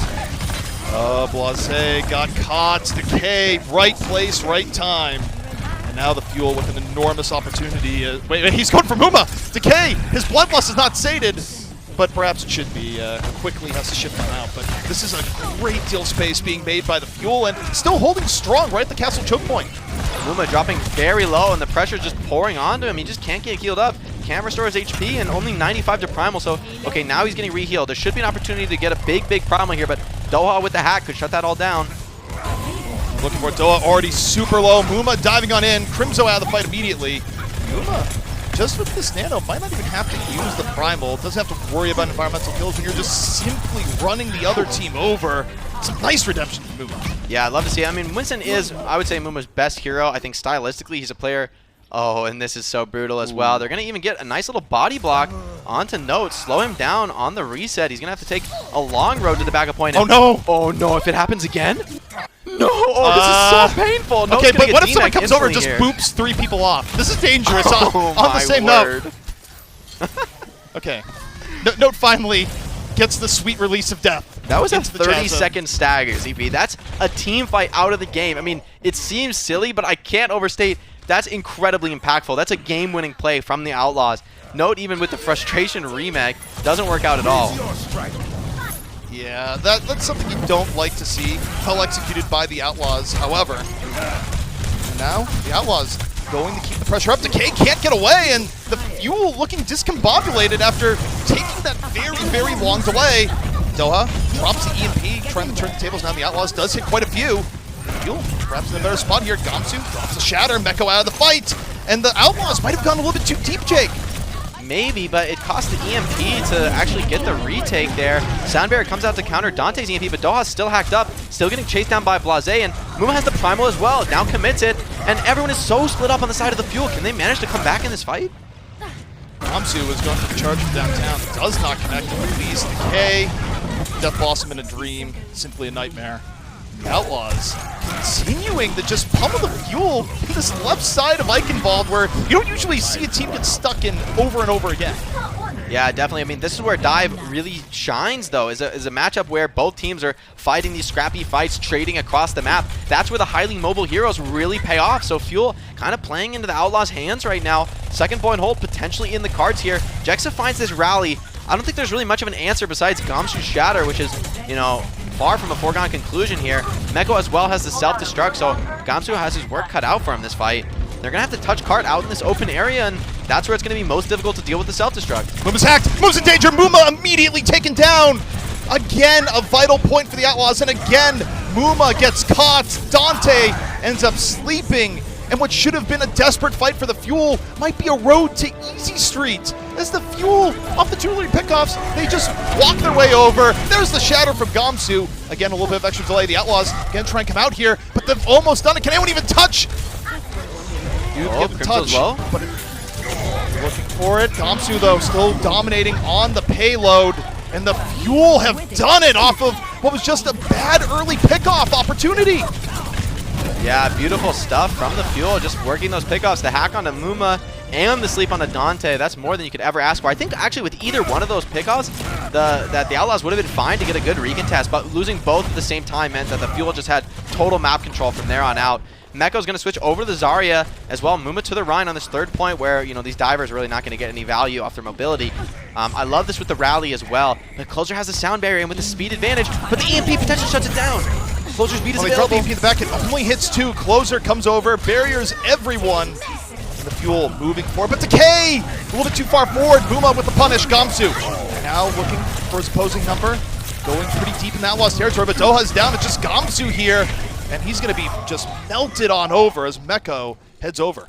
Wow, great work from the Outlaws. Perfect engagement there. They go in with the EMP, but as soon as that beat comes down from Closer, the discipline to just instantly retreat, not give any free value to the side of the Fuel. That's what makes a top Overwatch League team. You have to be able to take the hits. You know, you didn't expect the sound barrier there probably when you went for the initiation, but when it comes down, that instant reaction to retreat. Dante as well, trying to get that EMP up as quickly as possible. He's already at 60%.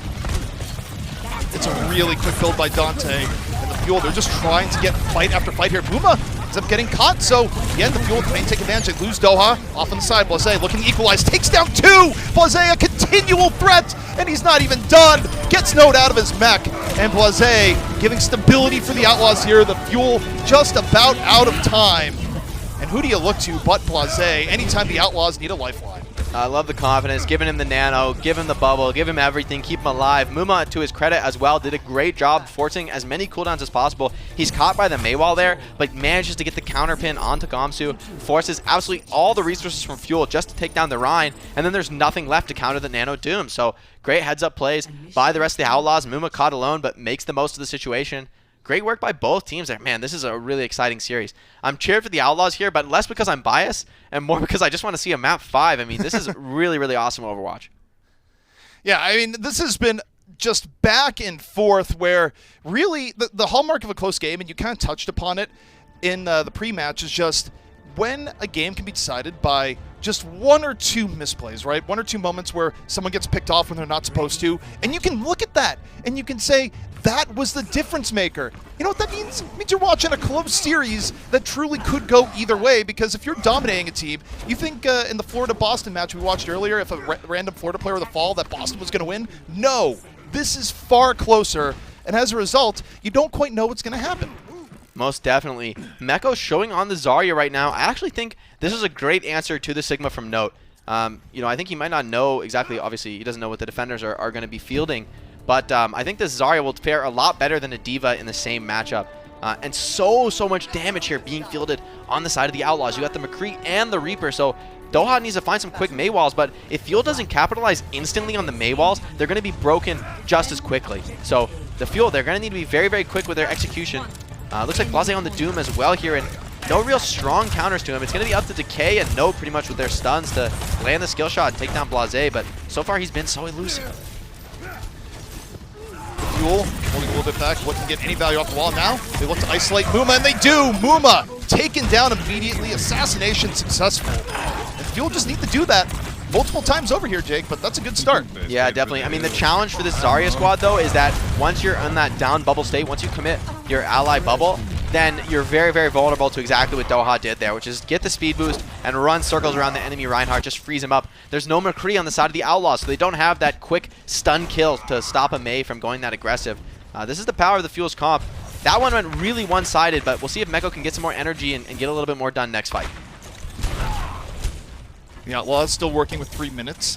Time to a degree on their side based on the defense that they just had. But now you look towards Blase, where truly the difference maker when they roll in here, especially with the Nano boost in play. Do they put it on the line? Or no, they put on the Zarya. I'm not sure that was the play. I think that was a misclick. Yeah, I think it might have been. Mecco is going to try and make the most of an awkward situation here. Fuel playing very defensive. They're just going to wait on the Earth Shatter and the Gravitic Flux from Note and Gamsu. Those could be game enders here, but they're maybe too passive here. Barely contesting the point. Trying to stay alive, but Decay with the Nano High Noon. He's coming for blood. Electric Cowboy, Decay in the back, looking for Zarya, takes her down. This is Decay being unleashed in the side. And that, Jake, that just got so aided by the fact that I truly don't believe the Nano was intended for the Zarya. No, definitely not there. Meko's on very, very low charge, so you're never really going to give a Zarya Nano unless she's preemptively high energy. Both DPS for the Outlaws, though, setting up in the backline. Seems that Fuel's aware of this. I mean, Decay did take that peek into second point. Didn't see anybody. He can't really go chasing for a Reaper and a Doomfist, but he seems to know that they're there. Will that be enough, though? Both flankers coming in. The Outlaws have great position onto Guangzhou. Okay, easily destroyed. Guangzhou just said, surprise, he got punched in the mouth for it. That was not how he intended it. But maybe the Fuel can make something out of nothing there. The fall through the Fuel still pretty good, even with Guangzhou taking the early dirt nap. Oh, man. That was not good for Guangzhou. That was comedic. Yeah, looking really rough, but the Fuel, they're going to have a great chance to reset and looking to end the series right here, right now. Meko going to come up close here on the Graviton Surge, though. That could be a little bit too much. Closer's just behind him on the beat, though, so one good heal amp could give him the sound barrier he needs. At this point, though, this should be Houston's fight. They have a big ult bank advantage. Just need to play it a little bit slow, finish off their charge. It should be simple for them.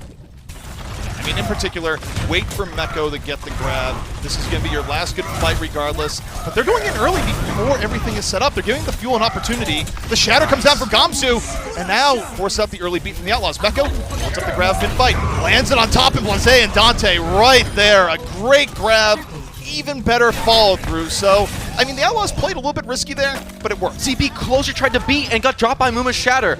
Oh, that's bad. That is really, really bad. They're committing all in for that first point. They should have had tempo with the beat here to get one quick fight win, but now it's actually the Outlaws who have snowball tempo. Dante setting up on the high ground, and Decay doesn't clear it. Uh-oh. Is anybody going to clear him? Oh, my Dante. He can't get away with this. Oh, this Dante's is so going dirty. for it.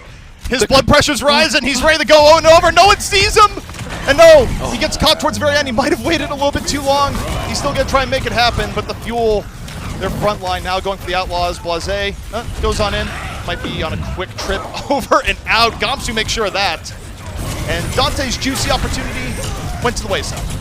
That was a nice try by Blase and Dante. Blase tried to bait the cooldown, takes the sleep, but Decay wisely held the flash for Dante's Death Blossom and able to shut that down really, really quick before it gets big damage. Muma as well caught alone. Gonna get the bubble and trying to save him are the rest of the Outlaws, though this might be a little too much. Blizzard freezing both tanks. Nice placement of the Blizzard by Doha, sending it very deep. Knows that Muma has no choice but to retreat back into the rest of the Blizzard. So now Fuel, once again, soundly in control of this map. The Fuel in a very good spot now. The Outlaws stuck with 2 minutes to get through pretty much the entirety of Point B, where just the progress alone is going to burn a minute off the clock. So they need to be flawless here, but it's going to be difficult. Decay with another high noon in this fight. Going to be tough. You've got no D.Va Matrix, no kinetic grasp from Sigma, so the high noon could potentially be a quick shield break into Guangzhou's Shatter. So Outlaws, they're going to need to find some sort of remedy for that. Repel has a nano, but that's not much good against the ults they're facing. Guangzhou biding his time right now. Muma heading forward. Muma Gang just absolutely socked as he goes in there. Blase, meanwhile, on the high ground, getting checked to a degree. Needs nano, but spends a lot of it just not looking at anything. Meanwhile, the Shatter in from Muma leads the way. The Outlaws desperately needing that, and Muma delivers. That's an absolute carry from Muma. I think Guangzhou tried to Shatter, but Muma just beat him to the punch by a couple milliseconds. I think he canceled Guangzhou's own Shatter. Beautiful stuff from Muma there. That is an absolute carry play there. Shatters both tanks on the low ground. I think without that, that fight very, very easily could have gone Fuel's way. Now it's Fuel's turn to get back into this, though. They have two big ults, but the Outlaws are playing so fast and aggressive. I like this from them, but Meko gets caught out. But oh no! Meko ends up taking himself out. I think the Graviton was a little bit too aggressive. Now the Fuel trying to punish. Crimzo off the edge. No. Graviton's built up. Muma finding himself very isolated, but Blase on the other end makes use of the distraction.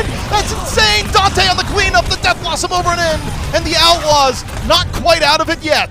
Jexa says, Blase, you've been picking off the back line. How about I get a double kill? 2 environmental kills, 1 fight, gets both supports. Jexa God right now, absolutely carrying that team fight. It looked totally lost, I think, when Meko died off the back of his grab. Didn't really get anything there. But Jex's absolutely game-saving plays there. Kills both enemy supports as Lucio. Disgusting, beautiful, love to see it. And a nano boost from Repel. We'll see what goes on. Gonna be Blase again. Blase off the nano, assassinates Crimzo right where he stands. The Outlaws, they have the momentum. Although Guangzhou, the Shatter, stops the momentum like a brick wall. And the Fuel trying to make a valiant last stand as the Outlaws are left with a little over a minute. Great shatter by Goms, who knows that he has to shut down that Nano Doomfist. You know, if Blase had just gotten the ult off there, we could have seen a very, very different fight. But it winds up shutting down the Doom, and now it's only Blase's ultimate to really start this fight. Doha switching to Junk. Now the Torb wants to play this slow with a spam fight. If Closure can get a rally, this should be a fight victory for the Fuel, but they need to make more than one hold here. Muma as well with the Shatter has been a huge factor for the Outlaws thus far in the map. Dante setting up on the flank. Outlaws want to be very, very aggressive right now. You need Blase to be the distraction, Muma to come in with the follow through. I think that's what the Outlaws are looking for here. Muma just testing the waters. Blase getting ready on the setup. 40 seconds remaining. Could be the final fight here in the battle for Texas. And Muma getting a lot of poke damage, starting to slow it down a little bit. The Outlaws really playing for that final fight opportunity, and the Fuel maybe giving up a little bit of space. Here we go. Into the fight we go. Muma drops the Shatter, puts Note to the ground. Not before Note gets the Graviton out. Meanwhile, Blase in the back, following up on Meko. The Outlaws with a huge advantage, and that's going to be it. We are going to a map 5. Wow, this is top-level Overwatch right here. Love to see it. Both teams making plays. Both teams so dynamic. Tons of different styles. Yeah, this is maybe the best battle for Texas ever. I really feel that, ZV. This is such an amazing series to watch.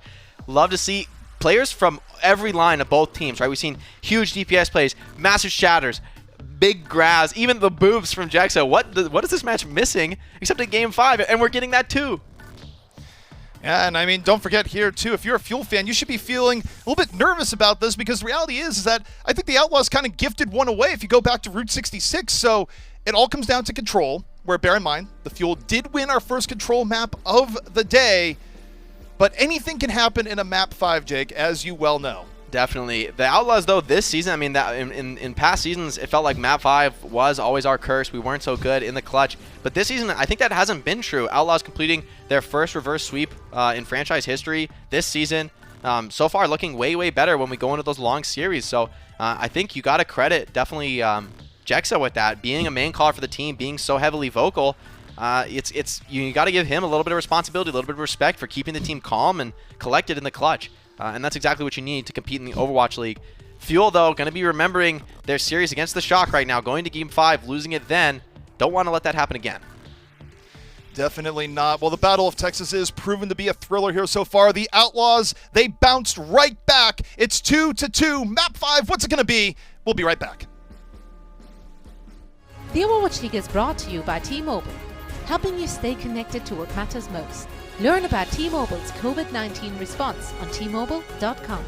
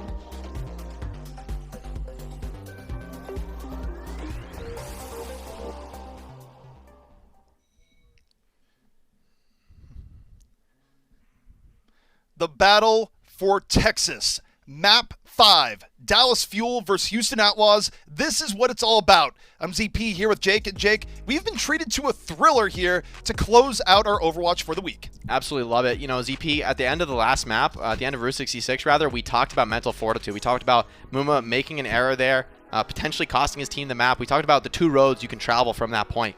You can go in a downward spiral, or you can recognize that your team is a strong team, that if you only lost from a minor mistake, it means you're playing generally quite well. And I think Muma definitely went the positive road here with a superstar performance on Eichenwalde, the massive shatter on second point to keep the snowball moving for his teammates, and great play across the board elsewhere.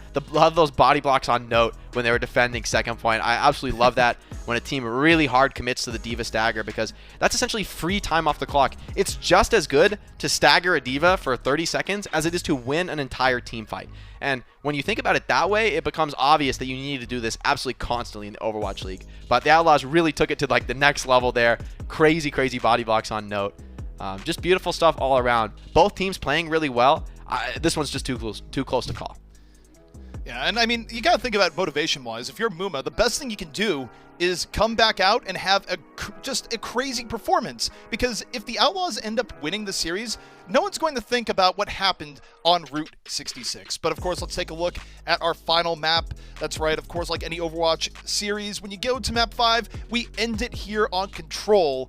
And last time around, Jake, you think about what happened on Control. The Fuel looked pretty good after a rough start on round 1. What do you expect to see from the Outlaws here that maybe turn the tables here on a different Control map? I think this is going to be very, very matchup dependent. I think, you know, on some maps where Houston's comp felt stronger with the Sombra and the Brig, they just got a lot more done. They really shut down the Fuel. On the first map, I think they kind of gifted that first round away on Ilios. So, and then on map 3, it was completely the opposite. Fuel was in control. Fuel was dominating. The Nano Blades just got way too much done from Decay, obviously a superstar on Genji.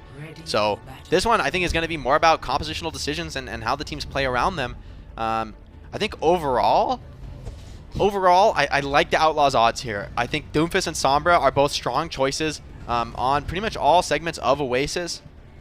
Genji, I think, is going to suffer just a little bit relative to Ilios as well. So the Fuel might end up going. It looks like so far they're showing a Rhine-based style right now, which could make sense if they just don't believe in that Genji Doom. But I do think the Outlaws, this is their comfort zone, playing dive comp into a slow Rhines comp. And as well, going to be Lucio Brig for this Rhine comp. They don't have any burst heals. Oh, that could have been bad. Uh-oh. Well, Muma, the key here is, can you roll your way out of danger? And Muma's going to be doing just that. Does feed a little bit ult in the process, but no harm, no foul. The fight still in contest either way. And the Fuel right now is prioritizing getting to the middle, but now rotating out over, trying to get the early pickup on the Repel on the other side. Both teams right now feeling each other out. Fancy footwork from Repel and Jexa. Fuel are just trying to chase down these backliners, but they're so elusive. Repel and Jexa are still alive. They've been chased by 6 members of the Fuel for about 15 seconds, and somehow they get out of it. I don't even know. Repel was caught in that flank all alone and then just jumped over the enemy Rhine as he came up the stairs. Oh my god, that was totally unreal. I mean, the Fuel played that perfectly. That's oh no, another stagger. But the Fuel played that perfectly, chasing down the backline. But Repel just juked them all, and so did Jexit. Well, that's incredible gameplay from the supports of the Outlaws. Keep that fight alive. Oh, it's something this map is just iconic for, getting the run around. You don't usually see it as much in the first fight, but we saw it there. The Fuel were so incredibly thirsty, but they weren't quite able to connect. And now they're in a rougher spot. So the Outlaws drop on down. Ooh, that's a big EMP. 5 struck. Dante gives his life for it, but the Outlaws still great opportunity to move on in. But the Fuel actually potentially recovering here, Jake, despite how many got struck. Maybe. Muma gets CC'd for now. Great work by Crimson and Closure. Keep the pressure on. They're going to hard commit. The Fuel are trying to keep this fight going. Blaze's hacked. They need to take him down. But on the flip side, Outlaws, if they keep him up, he does have that Meteor Strike, and he's going to get it off. Blaze gets a good amount of protection there. Still in the fight. Getting go for the Meteor Strike. Note already down. And Blaze picking the litter right now where he wants to land. Just getting land somewhere safe is Hangzhou just stuck in the middle of nowhere. Trying to back up to the rest of his team. And the Outlaws, 61% to 0. Firm control. Dante cruising toward another EMP too, dangerously close. If Decay falls here, it's going to make so much time for Dante to continue charging that EMP. He's so annoying, such a pester on that Sombra. Doha tries to get the counter hack, but Dante backs out just at the right moment. Now it's Doha's turn to have an EMP, but very difficult to find a big EMP against Divecom. Dante's hack. Can they finish him off? Nade comes in to try and keep him alive. The hack's almost over, and he teleports out. Dante, the master of escape, right there. But now the Fuel, they need to make something happen. Potentially final fight coming up here, 90%. Doha, the EMP is ready. Dante's still building. Doha with a window of opportunity here, but he doesn't really see the best place to drop the EMP. Finally decides to drop it just around Muma. Gamsu dropping the Shatter, puts 2 on the ground, gets the pin right after. It's a decent start here for the Fuel. An uncontested 6-4. It's what they need, Jake, if they're going to bring this one back. Definitely, and well, to be fair, we've seen Fuel bring it back 99-0 on control at the start of the series, so it's not over yet. And they do have exactly the ults they need. They've got the support ults, which are definitely the most crucial. That rally in particular is really difficult to deal with playing dive comp. But at the same time, Dante's EMP makes it much more awkward for Closer and Crimzo. They're both playing supports that want to sit with their team, want to be grouped up to get maximum heal value. But against the EMP, that could be a fatal error. Doha's getting the scout, though, so his team's going to know exactly where the dive's coming from. He's also about to build some charge here. They're looking for Muma. Muma senses the danger, leaps just in the nick of time. That could have been deadly. And now the Fuel, again, find themselves in a chase the Outlaws scenario. And the Outlaws able to use the bounce pad to get out of danger, at least for now. Now, go for the counter engage. Nano on the Blaze. Blaze into the back. He gets hacked and shut down. But Decay's out of the fight. It's 5-on-5. Still winnable for the Outlaws. The Fuel continue to try and hold their advantage. They've burned the beat. Notes in danger. Hacked, about to get demeched. And now you gotta look towards Decay and Doha. What is a DPS duo for the Fuel gonna do here? Doha drops the EMP, hits 3. And Decay, he's still running back to the fight. It's a nice pickup. Meko trying to stay alive, but Gamsu's swinging for the hills, but it's Blaze once again, the hero of the Outlaws here on the Doomfist. Immediately shuts down the Death Blaster from Decay, but Decay's still fighting. Decay can't get away. Taken on down. Dante and Blaze connecting. Overtime ticks down, and the Outlaws 1 round away from winning this edition of the Battle for Texas. Oh, wow, what an insane map. I think once that dive comp gets control of point, once they're able to win that mid-fight off the back of, and I want to emphasize this, unreal support gameplay from Repel and Jexay. I don't know how they survived. A Reaper Reinhardt Lucio comp is running at your Ana with no speed boost, and she lives for like 30 seconds. I truly don't know how that happened. I have to watch Repel's POV after the match to see what sort of crazy stuff he did to juke them out. Insane Grandma work. got moves, Jake. Grandma got moves. What more can you say yeah, for and that as soon situation? As Outlaws get point control, they just stall and delay to 99 and get the retake there off some heroics from Blaze. Everyone contributing on the side of the Outlaws. Can they end it here? 2-0 on the final map. The Outlaws, the momentum is on their side. They're 1 round away. The Fuel, we'll see if they have it in them to rally and bring this to the decisive round in all of Overwatch. Muma looking for the knockoff. Did he get it? So close early on, but not quite enough. Goes for the second reattempt here. Still not getting it. The Fuel, though, discombobulated to a degree, knocked all around. Looking to stabilize. Doha gets caught. Muma as well falling, though. Both sides trading, and Blaze getting poked very, very hard. Outlaws have a bit of high ground control, but they have to keep this point contested. Now they're committing in hard. Meko with another pickoff onto the other DPS. Meko just cannot be stopped. 3 pickoffs from Meko to start things out. And that's what the Outlaws needed here. They're going to get first control in what could be the definitive round. Muma going very aggro, and he even gets the pick. Muma putting on a Hammond clinic right now. This is a very difficult comp to play Hammond against. So much burst damage available from the Reaper. You've got the Sombra to hack you up and control you. Brig and Lucio as well, both can just boop you off, but Muma still making it work. Had a really nice grapple angle there on the mid fight. I want to highlight that. Now Gamsu on the Winston, but it's so difficult to get Primal Rage now. Ults are almost available here for the side of the Outlaws. The Outlaws are looking for the pincer. Muma creeping in from the back. Blaze, again being a threat. Forces attention on him. Meteor strikes out, delaying the Fuel, getting good poke damage in. Lands on a safe area. They get healed back up. This is so smart. Now he gets Nano, takes down Doha, of all people to land on into, and the Fuel are falling apart. I thought the other map was the one with the cars, but looked like Doha just got hit by a truck there. Hammond and Doomfist rolling in on him exactly at the same time. Fuel are trying to do their best to keep this fight going, but you can't really commit down players like that. Doha, since he switched to Sombra after the mid-fight, is only on 35% of an EMP. Jexa might not anticipate this, but if Jexa's been keeping track of those early deaths, they have essentially a free sound barrier here, and Crimzo at least is close to the rally. That's a major saving grace here for the side of the Fuel. They could maybe stay alive, but this minefield from Muma could be devastating if he actually gets it off right on those backliners. The Fuel are in the danger zone. This could be the final fight if they don't be swift, if they're quick. It's one of 2 fights, but either way, they are stuck in the hole.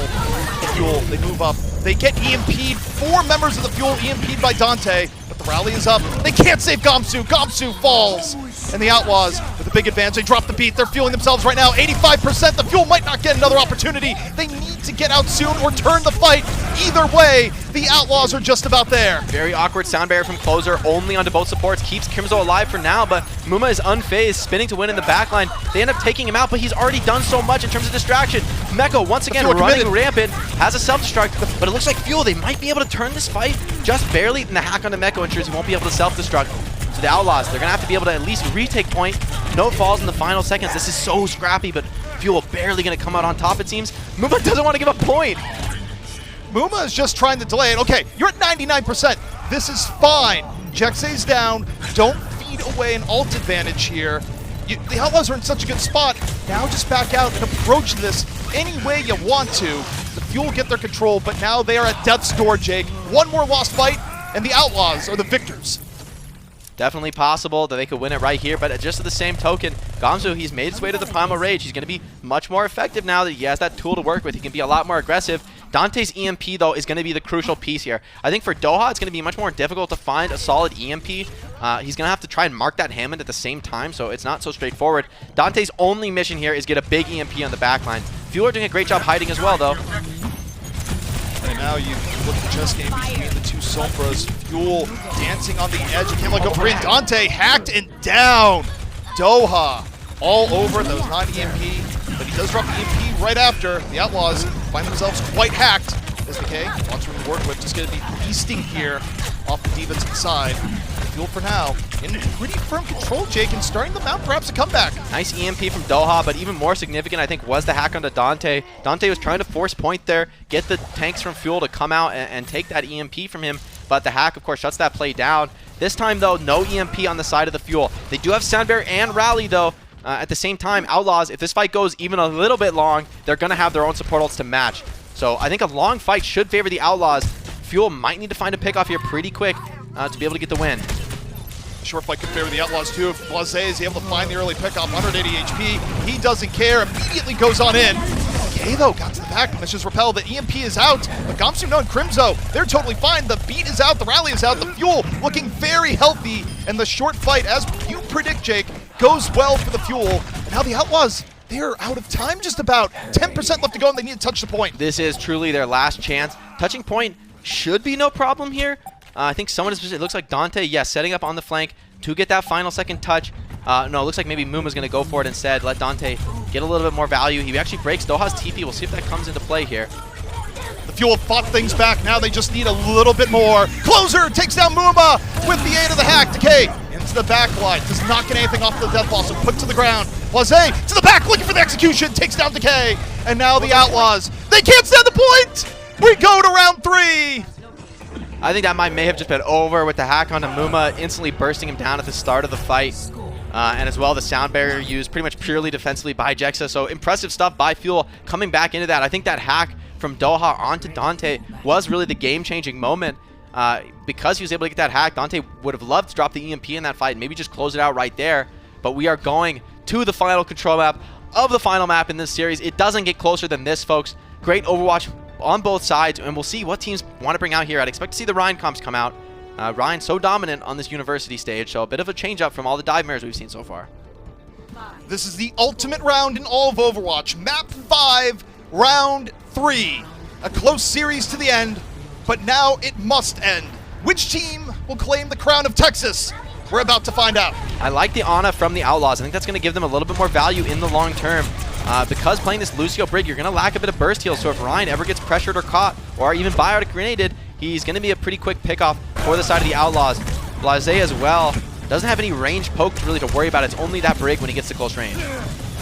Blase in off the side, looks for the pickoff, doesn't quite get it. Crimzo though in danger. Crimzo getting very, very low. Gamsu slept. Lucky to get out his life. Gamsu, a little bit of danger. Blaze going back in again. Gamsu desperately needs to be healed, but Blaze goes a little bit too deep. Taken down by Decay. And now the Fuel, they don't have to worry about the Doomfist. They can just worry about the front line. And you see Muma crumbling under the pressure as Dante falls. Yeah, Doha getting a lot of value, just spamming across mid on the Mei. This Doomfist comp with the Zarya, you need to end things quick, but looks like it's the Fuel who wants to end it right here. Coming back on the last map and now taking a lead on the final map of the series. This could be their win.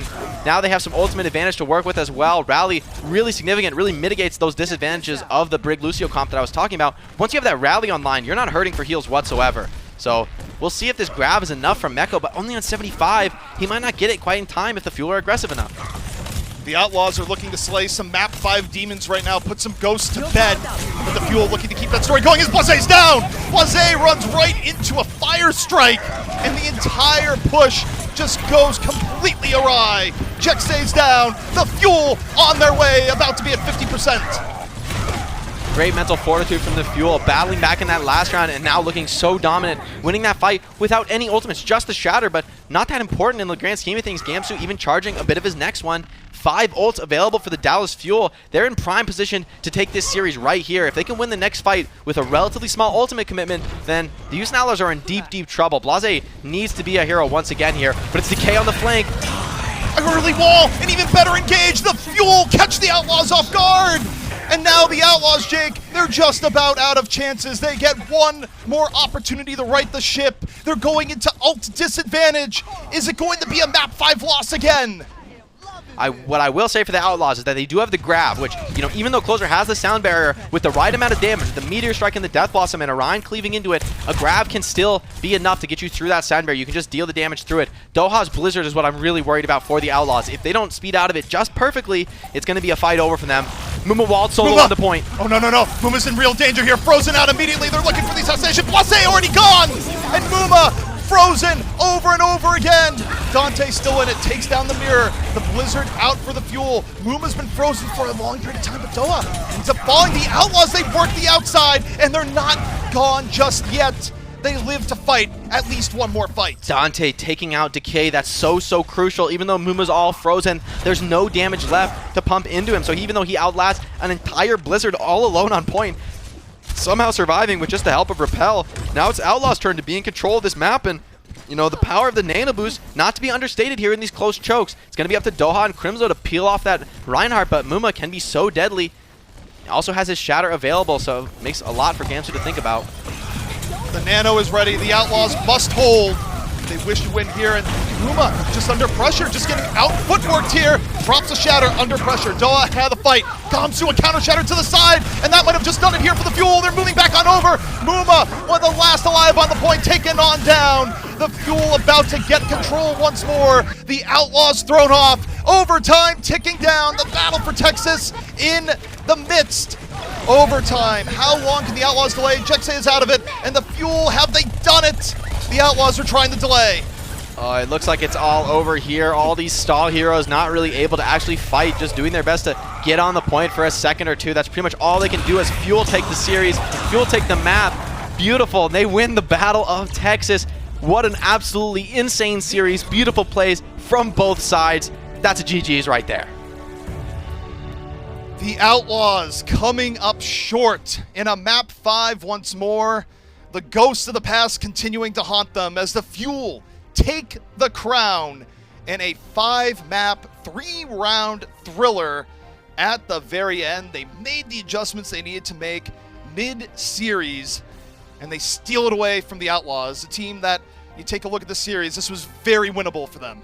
Definitely a lot of places they could have picked up a map, even picking up one round on either of the controls. 2 times the Fuel came back from a 99-0 deficit on control. That almost never happens in Overwatch. Due to the nature of ultimates, it's very, very difficult to hold on to a point for that long, you know, after being so far behind in the round. But, you know, the Outlaws, they're going to be kicking themselves after that one. But, you know, I hope they're not too critical of themselves. That was a really, really great match from both teams. A lot of awesome plays coming out from both sides. Exactly the kind of Overwatch I was hyped to see in this series. This might have been the best battle for Texas ever. It was a great series. There was just no denying that. It was back and forth. It had hero plays. It had big downer moments. Take whatever you want out of a sports competition. we had it all here today, and the Outlaws, I mean, credit where credit's due. They were able to build themselves back up after a very tough Route 66 loss, and they brought it to the very end. But the Fuel, on the same note, brought things back, and then they made all the right adjustments when they needed to, and as a result, they're not only the victor of the series, they now hold the crown of Texas. Beautiful stuff, especially I think the strategy, bringing out that May on University. I think Doha just got a little bit too much value off that. A couple fights were just completely won off just the wall, not even the Blizzard, not even the Freeze. Literally just one May wall, isolates Muma, and he's a quick pick off for the rest of the squad. So props to Fuel for playing so well around that. I think Blase had so much success on Doom throughout the whole series. I don't hate his decision to continue playing it, but I think the May just did a little bit more for his team in that circumstance. Well, speaking of players, we do have our Xfinity player of the match. That's right, it is Decay, and well-earned, the player that really has been the lifeblood here for this Fuel squad, and just something different for the Fuel, Jake, as you called it, where you look at the DPS players for the Fuel in the past, they've been good but not top class. Decay, arguably in a class of his own at times. Definitely, and I love to see his versatility. There's a lot of hit scan players who you really think of, oh, this guy's more of a McCree specialist. No, this one, he's really, you want him on Tracer, you want him on Reaper, but Decay is a player who defies that hero specialization, who defies that focus as a player. I mean, he even plays Genji to an insane level, so much so that his team is confident putting him on the hero in situations that other teams would balk at. So I think you got to give respect to this player as one of the best in the game right now. Fuel obviously invested a lot to get this player on their squad. This is showing why you do that in the Overwatch League. And it feels like all the very, very best teams have that player who just goes above and beyond, who can play anything at the highest level, and Decay is absolutely one of those players. Really, really exciting to see for the Fuel, where, again, for the Fuel, there's people like to talk about the cycle for the Fuel, where it leads to, oh, we have high hopes for the team, and then it gets dashed. But maybe this is the year that the Fuel defy some of those expectations, where I think there's a spark to this particular Fuel team that I don't think we've seen in previous years. And, I mean, whether or not they fan that into a flame, we're going to have to see. But I think if you're a Dallas fan, you can be cautiously optimistic. Yes, I know what that entails. I know what I mean, giving you hope. But speaking of a little bit of extra insight, we got Zoe to talk with Note about that great win. We do indeed. Thank you so much, CP and Jake. And Note, thank you so much for joining us, and congratulations on the W. Oh, thank you very much. That was a super close match. My heart's beating. My palms are actually sweaty. Honestly, yeah, that was brutal. So does my heart. It was probably as stressful to watch this as it was to play it, or maybe no, I don't know. But this one went the distance, and it was such a nail-biter. What adjustments did you and your team have to make in this series to actually manage to come out on top? I think we just had to do a lot of analyzing on how their Doom was playing. They were playing it around it really heavily, giving a super hard pocket to the Doom. And I think a little bit of comp changing, a little bit of playstyle changing, and just a lot of energy and focus went into taking that. Well, if we're looking at the progression here in this particular match, both of you came out of the gates kind of with the dive v dive. Was that something you expected the Outlaws to actually play, or did that kind of throw you off? We didn't actually have a super great idea of what they were going to play. We knew that they liked playing Doom comps, and in previous metas they played that a lot with great success, but we weren't sure to what extent. So yeah, we thought perhaps they could run out with some sort of Doom dive comp, and it was a challenge to fully match the dive dive, I guess. Well, you make it sound like it's a bit of a guessing game, and I guess that is the case for pretty much all the teams out there right now. It is a short turnaround. We do have the hero pools in place, and obviously with everything going on, it is harder to scrim teams now than ever. What does your preparation look like? How do you guys actually get ready for the games? Well, I guess in terms of preparation outside the game, it's pretty simple. Get out of bed and sit in the chair. But inside of the game, yeah, you want to take a lot of look at what the teams played in previous similar metas, and that is like the best guess that you can get towards what they're going to play in this one. Because every single meta, it seems that there's a ton of variation, teams playing different things, playing to their strengths, because there's so little time to prepare that it's way better to focus on what you're really good at playing instead of just sticking to whatever you consider would be the meta. I guess. We've definitely, I think, seen that for a lot of teams, that was the case. They just perform better when they are on more comfort picks than if they're trying so hard to stick to a meta. Where do you see your team, like, in terms of what kind of play style you're actually playing right now? Because it does look very different from previous years. I guess it kind of changes, depends on the meta. we have different strengths depending on what characters are available. I think when it's like the Lucio and the Orisa and the Sigma and stuff, we like playing super aggressive, getting in their face and stuff. And maybe when it comes to these comps, we like to play a little bit slower, poke out tanks. Yeah, I think Dive Mirror a little bit slower maybe, and Orisa comps are super fast for us. Well, speaking of heroes being available, next week we have Echo in the mix. This week she was out of competitive play, but she wouldn't have been eligible anyway for OWL, so it didn't really matter for us. How does your team fare so far in terms of playing her, incorporating her into your own compositions and your playstyle? Well, right now we have no idea because we're super focused on prepping for these matches. But I think we'll definitely take a look into it. The character looks super interesting, and I think it opens up a ton of possibilities that are just unthinkable right now, but later on when you see them, they could be crazy. So very interested to see where the hero goes, and I kind of hope that Echo is in the meta because that would make for a really fun week. Are there any particular players or teams out there where you just know they will be picking up Echo to great success as well? Yeah, I really hope to see Chipsa play Echo for Fusion. I think he's potentially best Echo in the league, so really hoping to see that. Well, you're not alone with that. You're really not alone. Well, speaking of players showing us some versatility as well, we've known you as a D.Va player pretty much throughout the entirety of the league. Now we're finally seeing you on other heroes as well. How is that for you, that kind of progression? I just took a different change of mindset, a lot of effort into just learning those heroes, and a lot of struggling through it, because I think maybe I was a little bit scared to play them before, a little bit scared to practice them before, but now I'm not scared to play or practice them, and I'm really looking forward to showing what I can do on those other heroes. Absolutely, and you are playing those with confidence. It's a beauty to behold. So thank you so much for joining us for a quick chat. Thank you very much. Have a good one. Thank you, you too. And we're now heading into a very quick break, and afterwards we will be back with our Watchpoint post show and an exclusive interview with John Spector. So stay tuned.